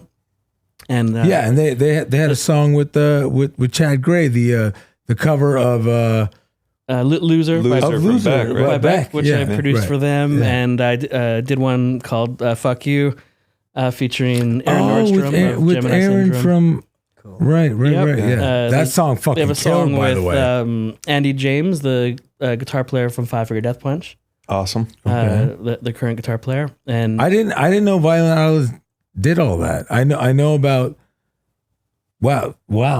Okay. Yeah. They've only put out about a dozen or so songs in the last few years, but there's and it's always a collaboration for the most part, right? Almost all of them, not all, but a lot of them. I mean, that is I think the essence of the Violent Idols is that it's a collaboration of violent comrades coming together to make some music. Violent awesome. comrades. So V's always given me these really, really interesting demos and cool little musical tracks and stuff like that. And when something sparks my ear, we'll dive in and work on something. Or if we come up with a plan for it, a collaborator that could be good on it, we'll flesh it out. And I mean, the music track for that, or the original, first version, whatever seed of that was of that I brought you, is what what became Zero Fucks. Yeah, and I mean, how did you come up with your version of this? What was your add to this song? So I sat down with Kane at the Hideout, and Kane was like, "Hey man, I've got a bunch of tracks. Listen to all this music, right?" I sat there, I listened to I mean maybe a dozen tracks, right? Mm-hmm. And this one track, I was like, "That's fucking cool." I mean, there was a lot of cool tracks. There was like, without a doubt, a lot of cool tracks. But this one track, the just the attitude of it, and I had this in my wallet, JB. I had this coin. It was the weirdest coin. And I think a fan gave it to me, or maybe my fucking dad gave it. How long were you holding on to this coin? I had this coin in my wallet for fucking years. It's like the watch, right? Up my ass, 5 years. It's up my ass. 5 years. It was up and now my I ass, give it to you. And now it's like, I had this watch up my ass for 5 years. I had this coin in my wallet for, I don't know how and it had a middle finger on it. Okay. And it said Zero Fucks. And I put it down on Kane's console. I was like, bro, this is it. I'm like, this is the concept, but that fucking music it fits. Yeah. Right. And then V from Violent Idols was like, dude, I'm down. Like, let's fucking do it. And Is that what you were trying to pay Kane with? Was the zero fucks coin? I was He's like, trying this to is Like, brilliant. all I got for this song, man. I love that story though, because that really sums up like so much of what we've talked about in terms of, carrying around that coin, you even acknowledging that day, this coin means something now. Maybe this coin's actually a song. You said you carried it around for maybe years. Like, so stupid. how amazing is it? You can carry. You don't even know where you got it. You don't even. I don't even know where it is. Like, It just had to be in your pocket that day, and you had to have had it on you that day for that song to come to fruition the way it did and to exist, to become Zero Fucks.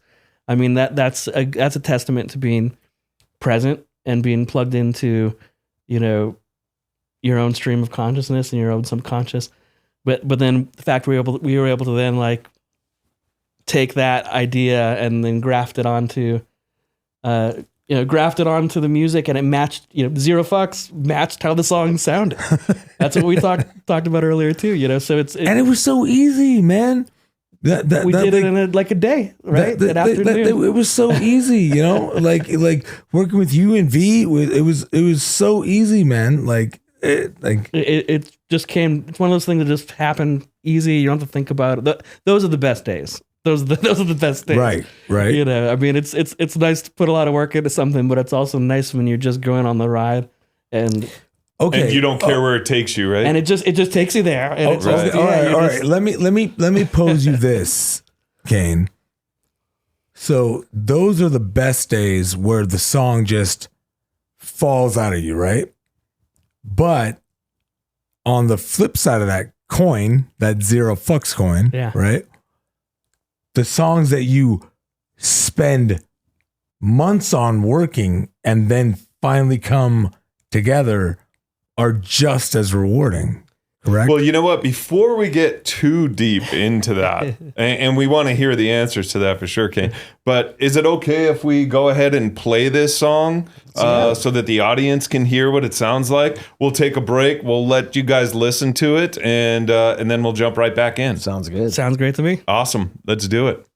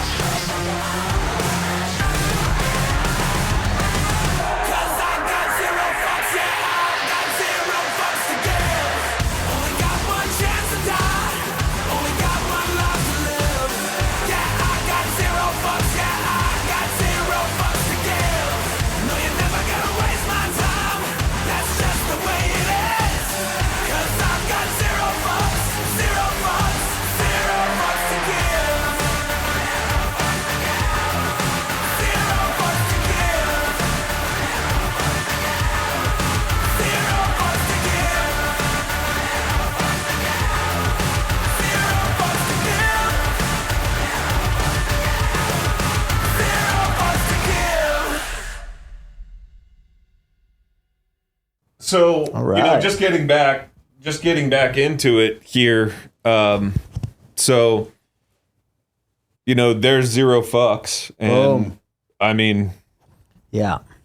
I badass. must say too, having witnessed you guys come up with the song and rock it, it's if a little backstory with Kane, we've had a really interesting relationship with you as our producer on things, and then not being our producer on things. And, you go back to our Peace at All Cost album, and, there was a really tough time where we wanted to go with you and we didn't get a chance to go with you. And I know we could probably do a whole other podcast, a whole other conversation on what's the Marvel series What If? Yeah. What's the What If series? Yeah. If I would have produced Peace at All Costs? What's kind of cool is I'm sure somewhere at the Hideout you might have some of those what if possibilities of the Piece at All Costs. I do. Tracks. I dug them up recently, actually. Ah, nice. and then after that, we got through that storm, and we got out of our first record deal, and we were so excited to come back to you in 2018, and we were like, all right, we're going to sign with this label that does great at radio. We've got the producer. We didn't get to work with him on our last record. Let's go. Do you know how hard I fought with the record label over Kane Churko? Yeah. Do you know how many yelling matches I had with the label over Kane Churko? It was fucking crazy. And these guys were not letting up this time. They were not letting up this time. It is not happening. We are not doing anything unless it's with Kane Churko. But we're still bitches. And well, then we ended up getting oh yeah, you guys signed us now. No, you got to wait. And then because we had Halo in the bank. We're like, we're ready to go. He did it with And us. that song was fire. song. Everybody we were sending it to was fire. Before you got signed again. Yeah. It was right. Yeah. We signed the contracts sitting at the Hideout for our record deal.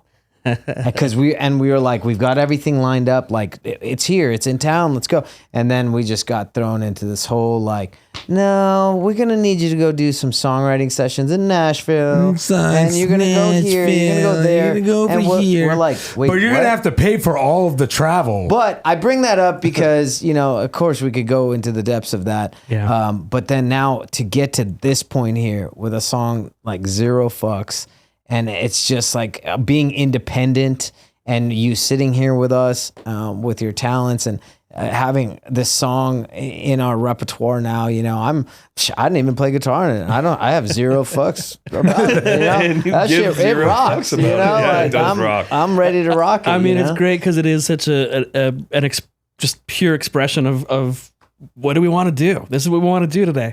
We weren't thinking about radio even when we were working on it.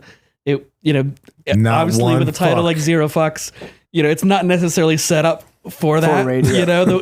Not a calculated risk the way that it should be, right? But sometimes that's enough, and especially I think with the internet and now with sort of Instagram and TikTok being the new radio. Something like this can thrive. Available. Something like this it'll be available can now thrive there, too for that, sure, right? For sure. And I've seen that with other similar kinds of songs where it might be too cool for radio, but if it's cool enough, people will find it anyway, and they can find it anyway, and they can share it in different kinds of ways. So hopefully we see that. But I think we'll say that we can find it on Spotify and Apple Music now. So if you guys are looking for it, go there and you'll find it. Yeah, check it out. Awesome. There's another release too, and I think we talked about it a little bit on one of the last podcasts we did with you, and that is the original version of Lighthouse. And why don't you guys give us a little background about that? That originally came out on an album that fuck way. Kane, you ready for this? Yeah. Okay.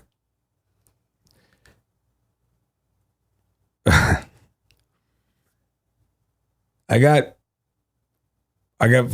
jumped, right? Yeah. I got jumped at a club at the Palazzo called Lavo. We had just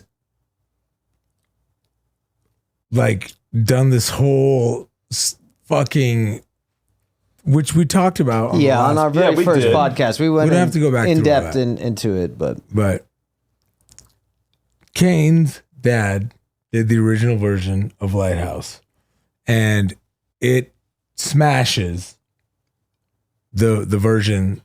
I think it smashes any version. There was a couple of versions of that song, and it smashes out of every the park. version. Every version. It was the original version, Right. Like so. That would Well, have been and before Kevin's you were worked signed on to- this. yeah, it was That before we first were time. signed. Yeah. Right. Say again? That would have been before you guys were signed the first time, right? Yeah, we were fucking independent. That's Like, why it's come full circle we now, paid right? your dad out of our pockets, like to record the song, like as like a local band, you know. And It's funny. and your dad was like, "That's a hit song," and I remember your dad trying to shop the song, and he was like, "This is a fucking hit song," and he was shopping it to his contacts, and he was like, "Dude, these fucking guys, bro, like." And this is what we were talking about, like with your book and the artistry, and it's like, fuck all these other people who think that they can monetize your heart and spirit. You know what I mean? Like, fuck them.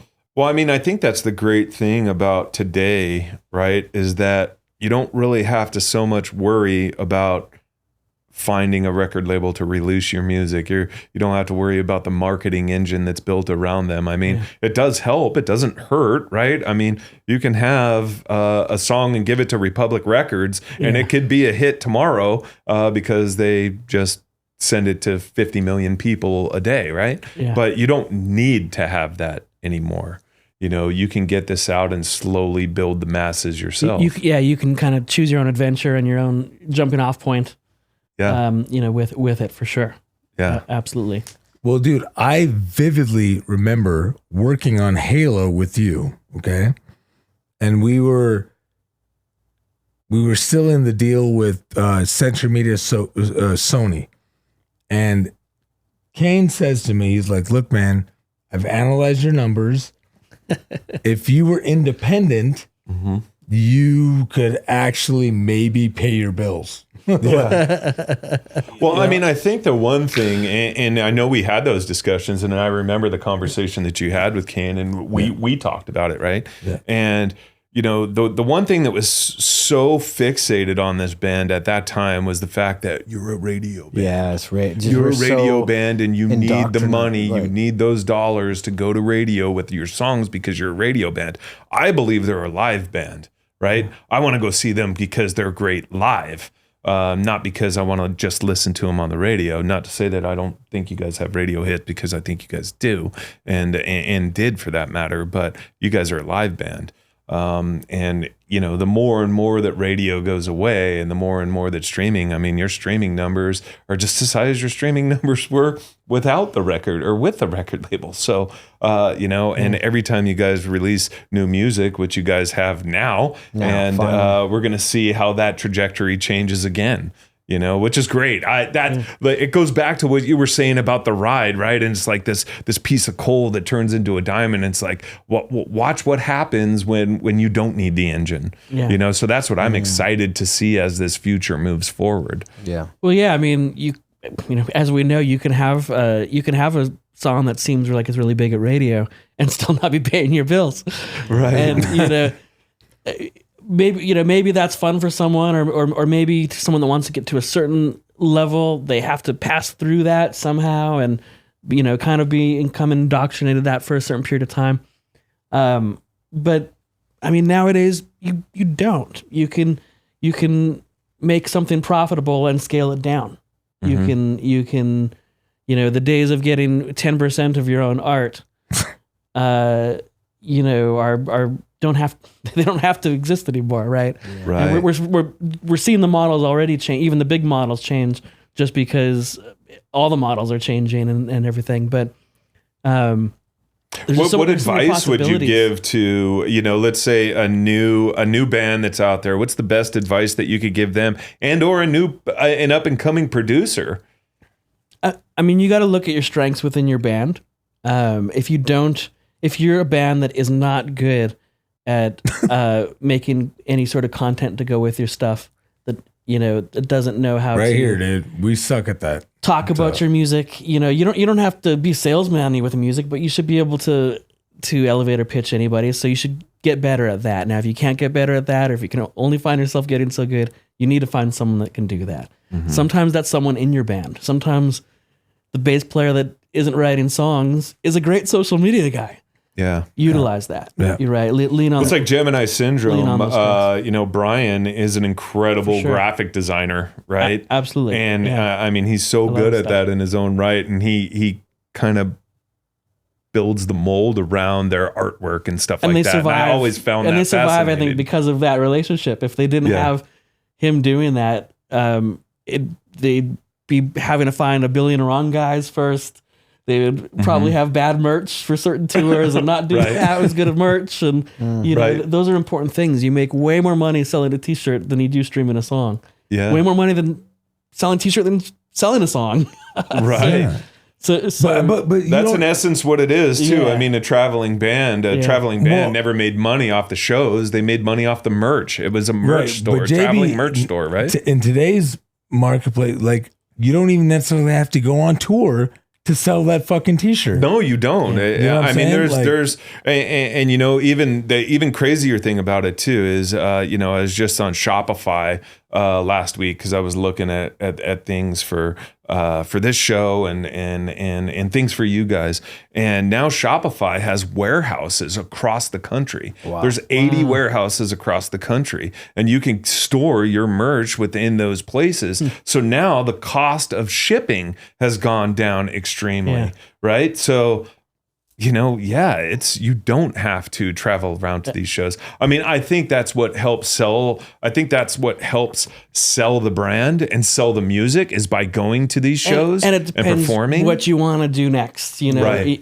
So playing all those shows, even if you're just breaking even, might mean a lot if you're trying to get onto that one big festival. But if you're not worried about that festival, you might not need to even play those shows to Right. get there, right? And yeah. Like I know bands when we all do that can go sell $60,000, $70,000, $80,000 of merch on a 3-week run, which seems like a lot. Fucking crazy. But after all the cost of the tour is taken out, okay, cool. Now 3 guys have 15 grand between them to split. Right. Right. And it isn't a lot of, and they don't got another tour for 4 months, Right.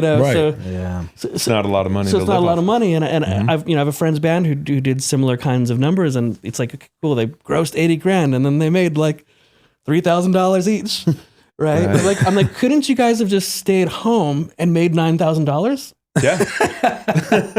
Totally true. Working at McDonald's. Could you have stayed yes, home and we made could have done that. $20,000 just, plugging something extra hard, doing a series of, online contest meetups, whatever, But Well, one of the Kane- things that they've talked about too is the fact that you can as a band with, I think the number's like 2,000 fans or 2,500 fans, 2,500 Yeah. strong fans, right? You can make a living with your band with that many fans that are supporting you, right? Yeah. If you're coming out with a T-shirt, that's new merch for each of the individual holidays, right? And you're coming out with songs that. Every 3 months, one song every 3 months. So that that's what we're is talking going to about, get JB, streamed, right? Is the changing the business model from road dogging it and killing ourselves on the road in a van.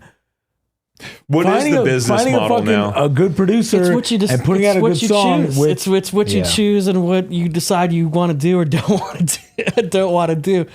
I think you can build a business model around both. There, it used to be you could never make any money if you didn't play live or if you didn't get to radio. Now you can. You might not make, Imagine Dragons money. It's gonna make up a name. I like to pick on them. But you might not make that money, but you might make as much money as some of your favorite artists did. Yeah. And just scaling down and functioning smartly. And what's most importantly is also what's your time worth, what's your soul worth, what's your effort worth, right? So you have to factor that in. You could maybe make 3 times more money doing a bunch of stuff you don't want to do, but you end up wasting 20 years of your life. What does that matter? Right? What's that worth?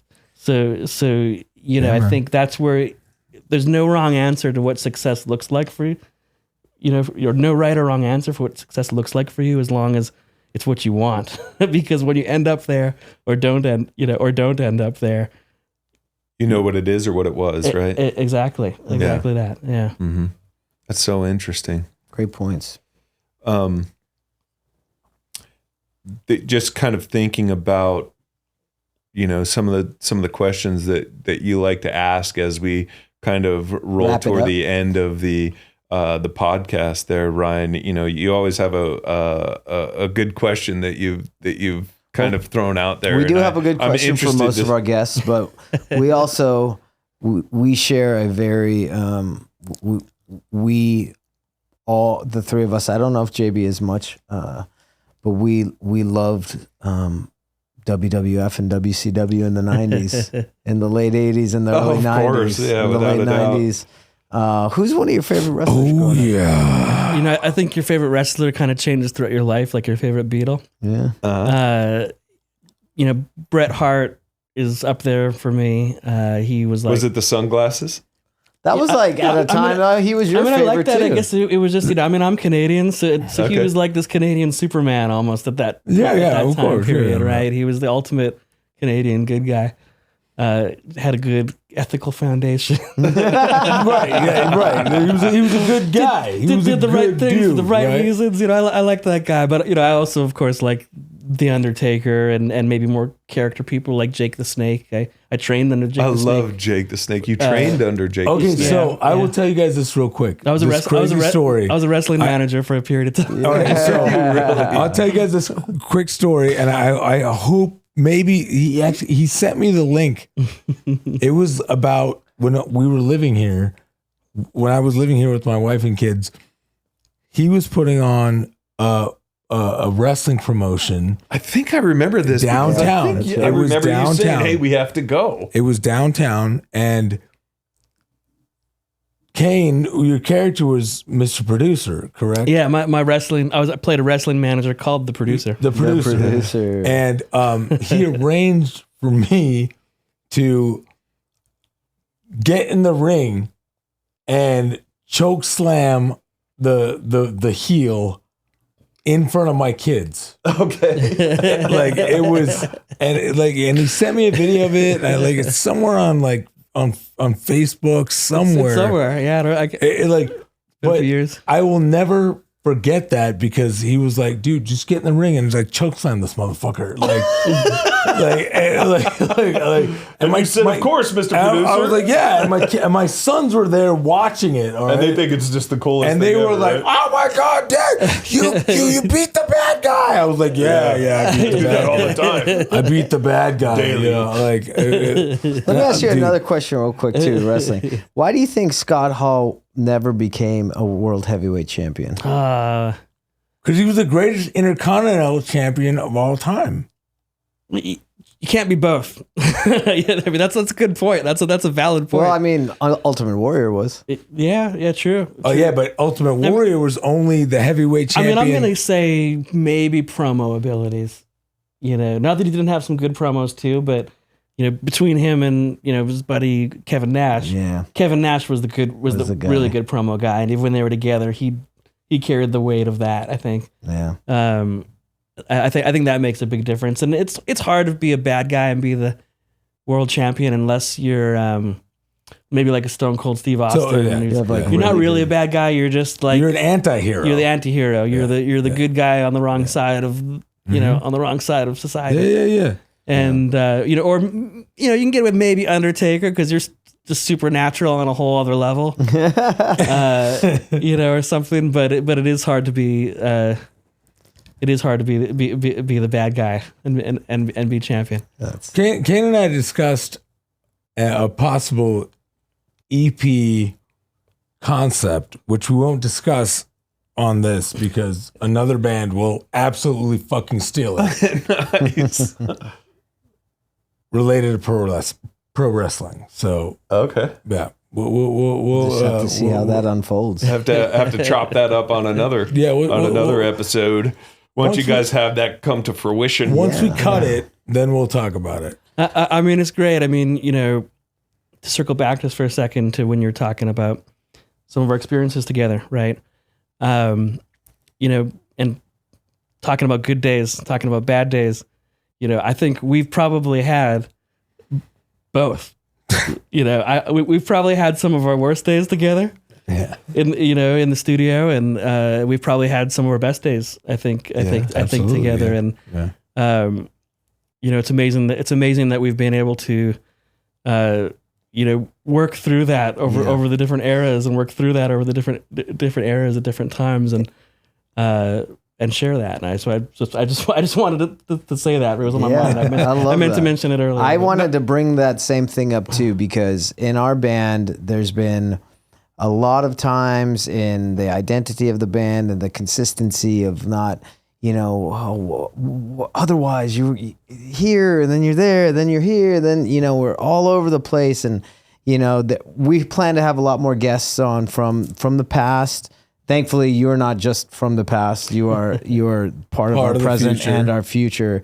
But cool thing is that they're, to go to that point where there's like bad days, like, we got into a foolish argument like on Fremont Street years ago. Like, we probably almost got in a fist fight. Yeah, I would say we were about. Okay, I didn't know this story. I will say this. So close. I will say this as the elder statesman. You guys were fucking kids on that street. All right? Yeah, I mean, you guys were kids on that street. All right? True. I'm a lot older than both y'all motherfuckers. So, but it's amazing that you're here, and the fact that we can it's just you're our first guest. It's truly evolved to where it's like, it's grown so much, and that's just exciting. It's exciting for us in this chapter of it not being done yet. We ain't done yet, and that's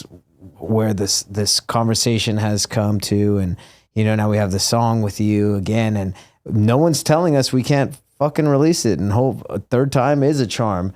And to your point is like, we don't, it's going to go out there, and hopefully our fans love it. And if they don't, we don't care. We're just going to keep on doing what we want to do. I used to quantify things as pretty much strictly being measured at this cash register, right? When it came to music, and when it came to creating anything that was going to be commercially available, is that's how you measure it. You measure its success at the cash register.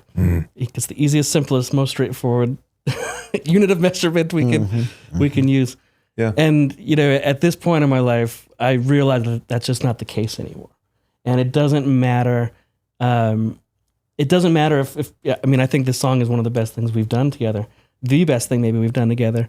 And I think people will click with that, so we don't have to worry. Yeah. But, like I said with my book, I realized, even if I only reach 200 people instead of 200,000 people, the quality of the people I've met, the opportunities that have already come out of that experience, the life-changing experience for those people. It'll be the same thing. It can be the same thing for this song. It can be the same thing for any song at any point. You don't know what next step that's going to put you on, and that can be worth so much more than being like, I made an extra $8,000 by this getting this benchmark or something like that. Like, you can get priceless opportunity and priceless relationships, priceless experiences from operating on any scale.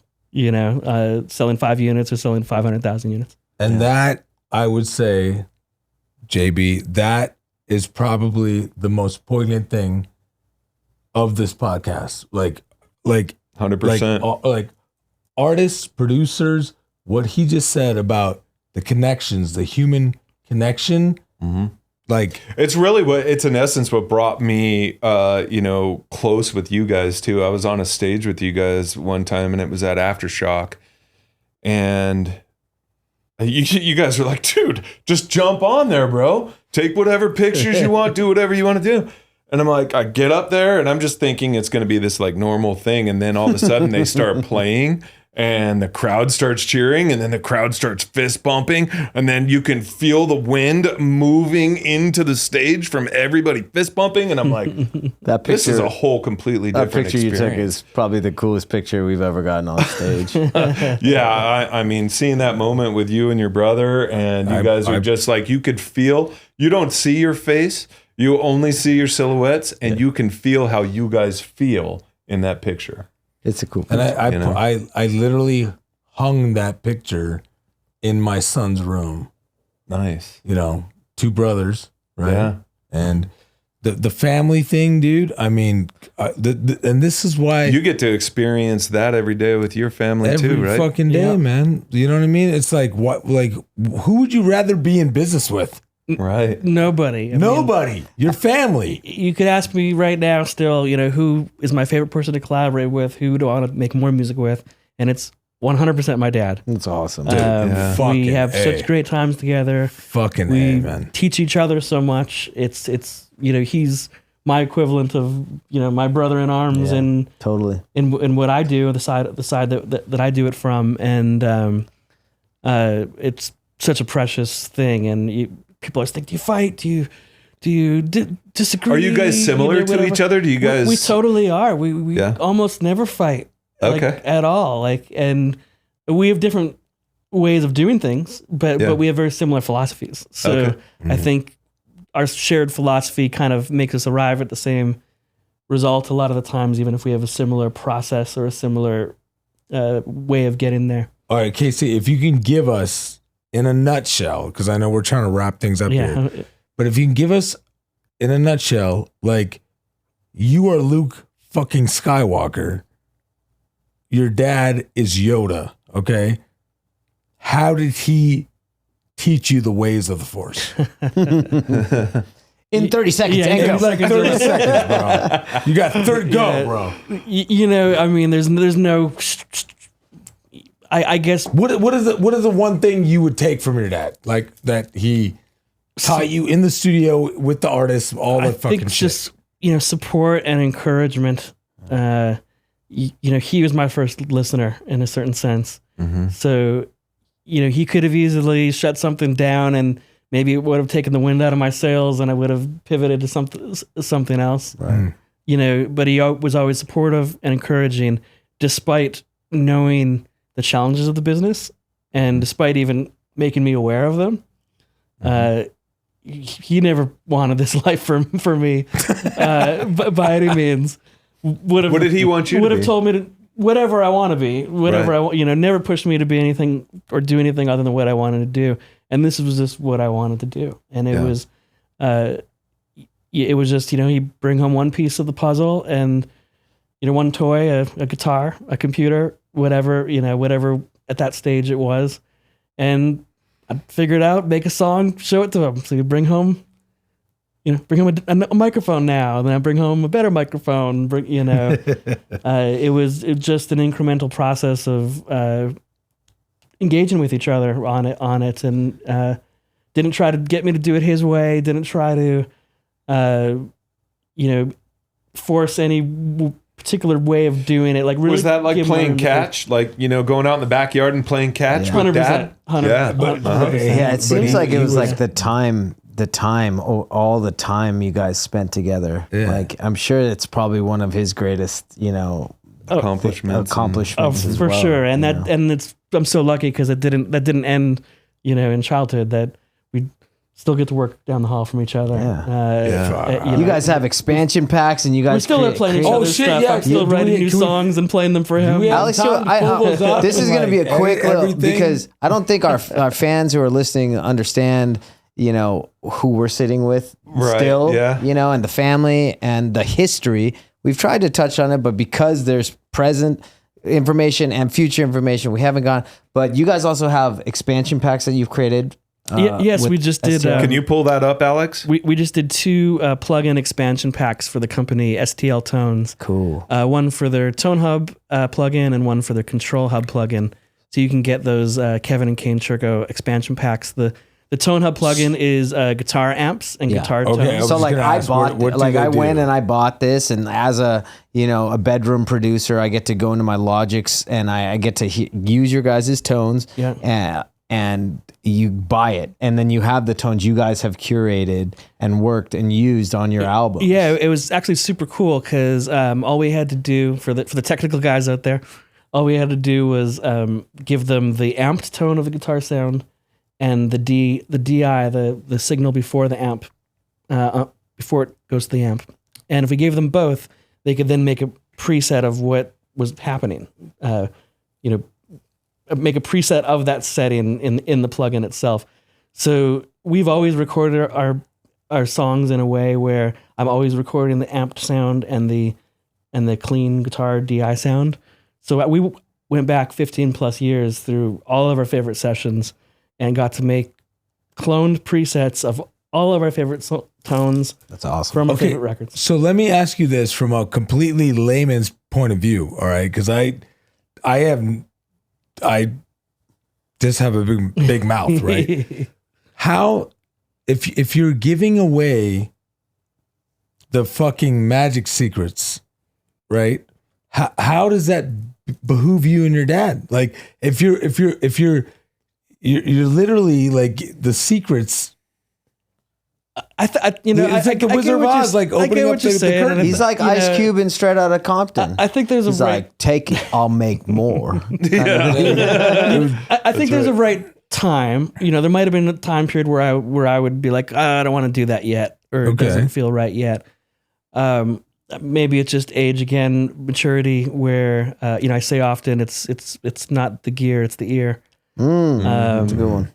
I kind of subscribe to that. I think that it's not the guitar tones. Like, you could give me any amp and any guitar and any microphone and any preamp and any piece of recorded software, and I'll make something catchy and cool. That's awesome.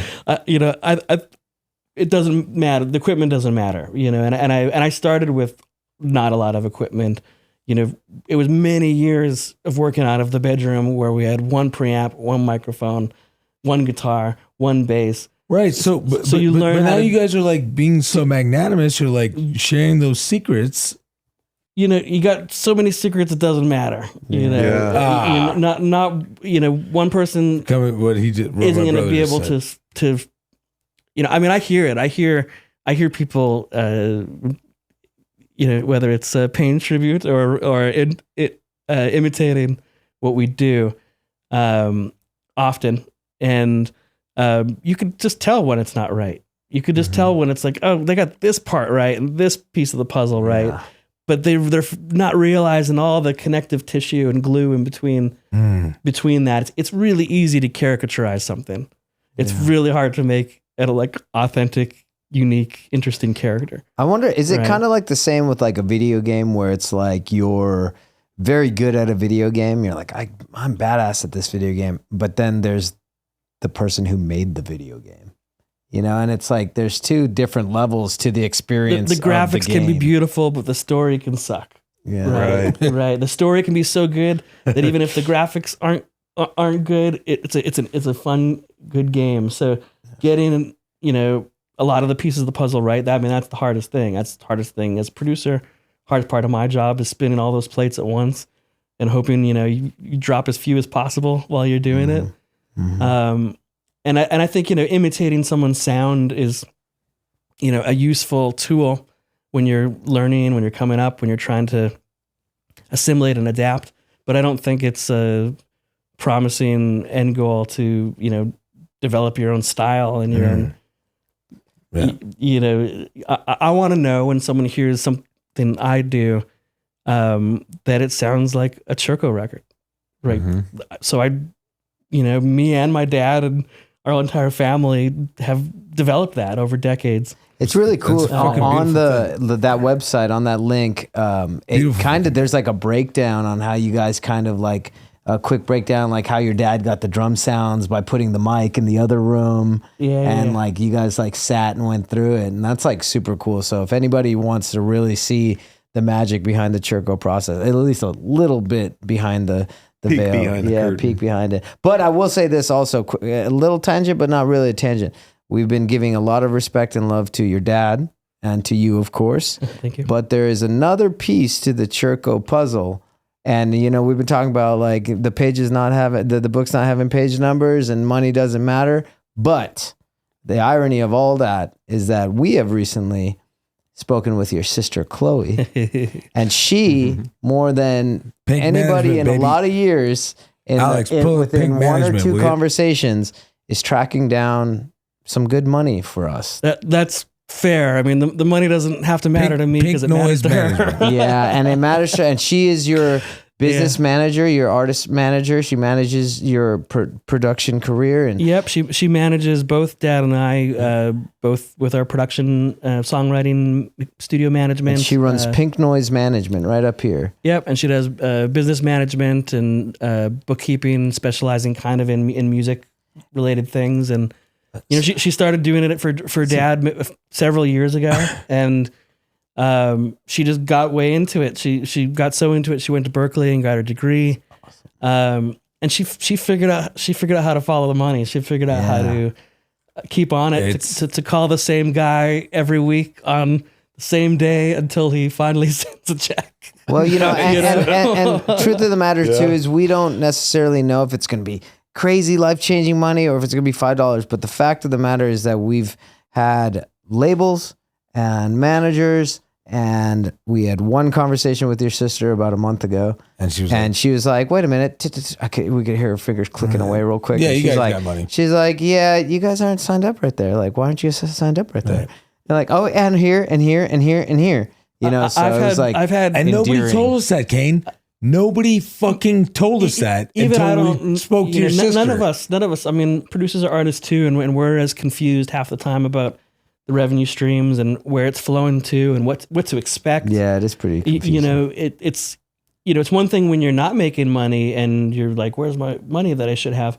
But even when you are making money, you don't necessarily know how much you really should be making. So it can seem great when you're making money, and then and all the label deals inside the paperwork, you can only audit them like once every 3 years or something silly. like $20,000. Exactly. Only go back a few years, but you're not going to figure out the problem until 5 years later when you can't go back. So, Exactly. Yeah. So there's so much of that, and when she did it all for my dad at first, and then I kind of let her take a look. Kind of like you guys with your stuff, take a look at my stuff, see what you think's going on, and right away she figured out, oh, you have like 180 songs that like aren't fully registered proper. Wow. You have Like, sound Jesus exchange payments Christ, man. that were based on a wrong royalty percentage. It doesn't match your contracts, and maybe I had signed paperwork for things, but the band's management didn't file it. Is that incompetence, do you think? Or is that, incompetence on the label end and incompetence on Sound Exchange's end? And usually incompetence on a lawyer's part, in my opinion, lawyer and management. Mm-hmm. You know, and to be fair, I mean, the world's moved so fast with so many different new revenue streams. You know, we don't have to get into them. you got to keep Sound exchange, keep bouncing. Yeah. So you got to learn new things. You got to realize, we need this form. But sometimes they just don't file it. They don't finish it. The lawyer gets paid to do the contract.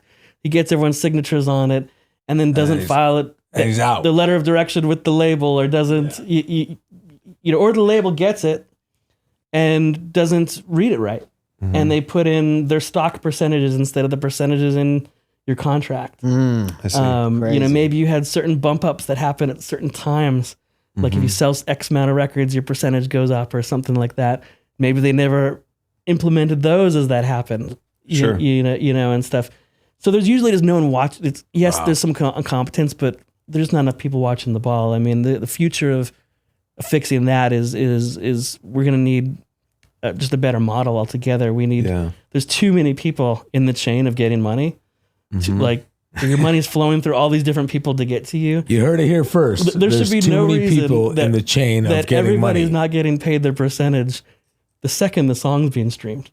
Right. It should just go right to the person. The agreements should be uploaded with the song, and the song should just And there's bank accounts attached to that, and as soon as it streams, boom, it goes right into the bank account. Going to this person's thing to write a check to this person, because once you get into that game, incompetence aside, you get situations where there becomes a cost of doing business to the labels or to anyone paying you.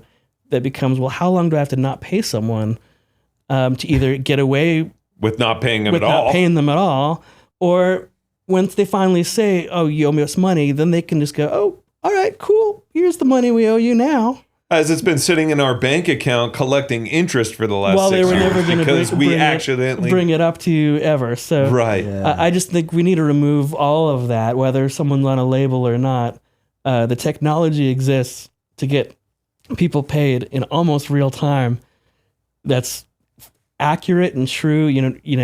My sister's gone through so many accounting things where a zero's missing and it makes a world of difference, right? Right. And it's just someone typed in 0.01 instead of 0.1, right? Mm-hmm. And I mean, that happens in our accounting all the time. Our books on the back end, if we're off 10 or 1, I mean, that's a huge change and a huge difference in $100,000, right? Right. And you can very easily miss that with thousands of transactions going through our books just on a monthly basis. Yeah. Thousands of transactions. If you miss one, there's that could be human the error difference. No matter what, no matter how qualified, no matter how exactly. much someone's on it.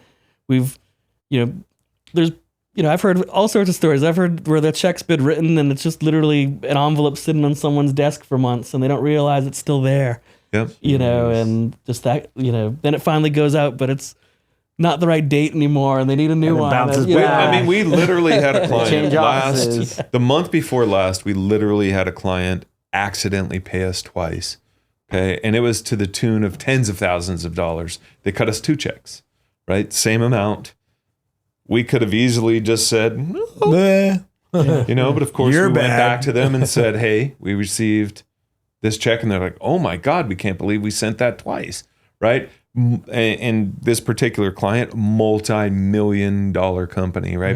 Probably almost in the billions. And they probably would have never missed it had we not said anything, because to them it's like pennies, but And it's silly that as an independent artist, it's actually now really easy to do that. Whether it's through DistroKid or TuneCore, you can put in people's individual percentages of the master aside from songwriting and all that, and have it send their money right to their PayPal email, with the statements that are the same statements as the other people have, etc., rather than these multi-version statements that, okay, the label gets paid, then they send it to the management, the management sends it to Kane, so simplifying that down, what do you need? You just need like an ISRC code to get paid as an individual artist? I don't know what the majors need to songwriter? fix their systems, but what do the little guys need to do to ensure that they aren't getting raped for all the little dollars that these guys are making?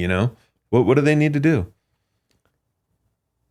I mean, the little guys, if they're working with any bigger company, they need to have a good lawyer. That's a Chloe question. Yeah. Talking with a good business manager and a good lawyer that understands stuff. And have a good lawyer. It doesn't have to be an expensive thing, but that the information you get can be invaluable and save you tons of money later. And I've for sure missed out on so much money. So it's sickening to think about. After a certain point. And there's no repercussions for that. You can't go back and you can go back a refigure certain that amount out. of time. You can pay $50,000 to audit someone and realize they only owe you $40,000. Right, exactly. And that's what they're hoping for a lot of the times, right? Yeah, if 1,000 people owe me $1,000, I have $1 million out there. Right. Yeah. But how do I collect $1,000 from 1,000 people? Yeah. But Pink Noise Management is doing that. They're going through and searching for those revenue streams, correct? Yeah. Most of all, making sure songs are registered correctly with the the performing rights societies, ISRC codes. Yep, and making sure all that information is correct. There's some there's really a lot of administration, right? But once it's right, it's good forever. Right. Yeah, you just got to get it. Yeah, you just got to get everything in line.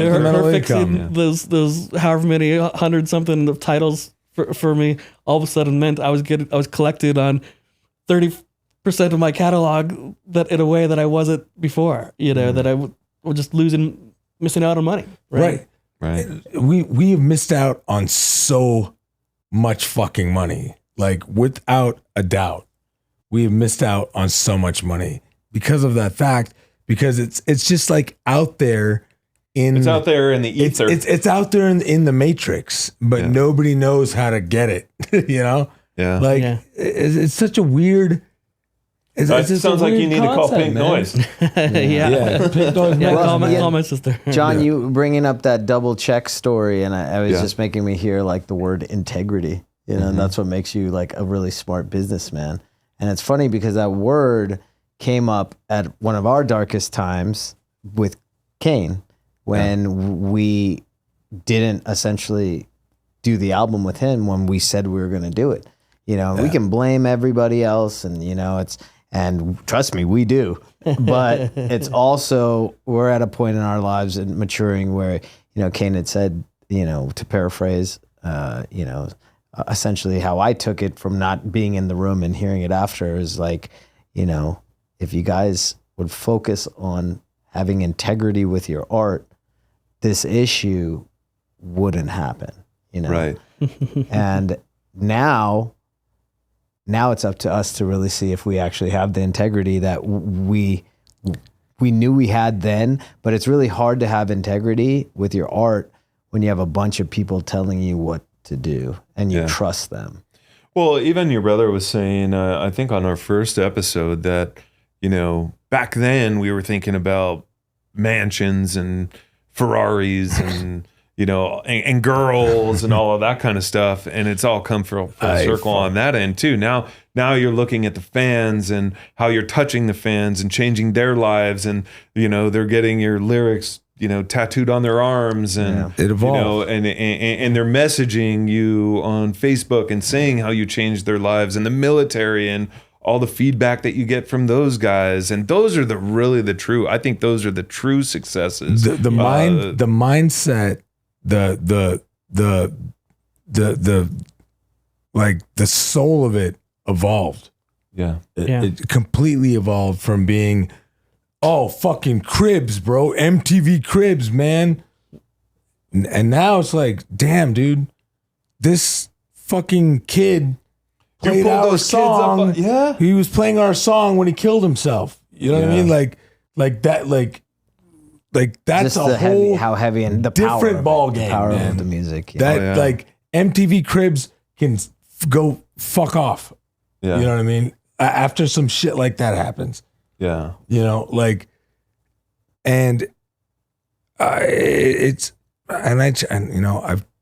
try to explain this to my sons. My brother is, it's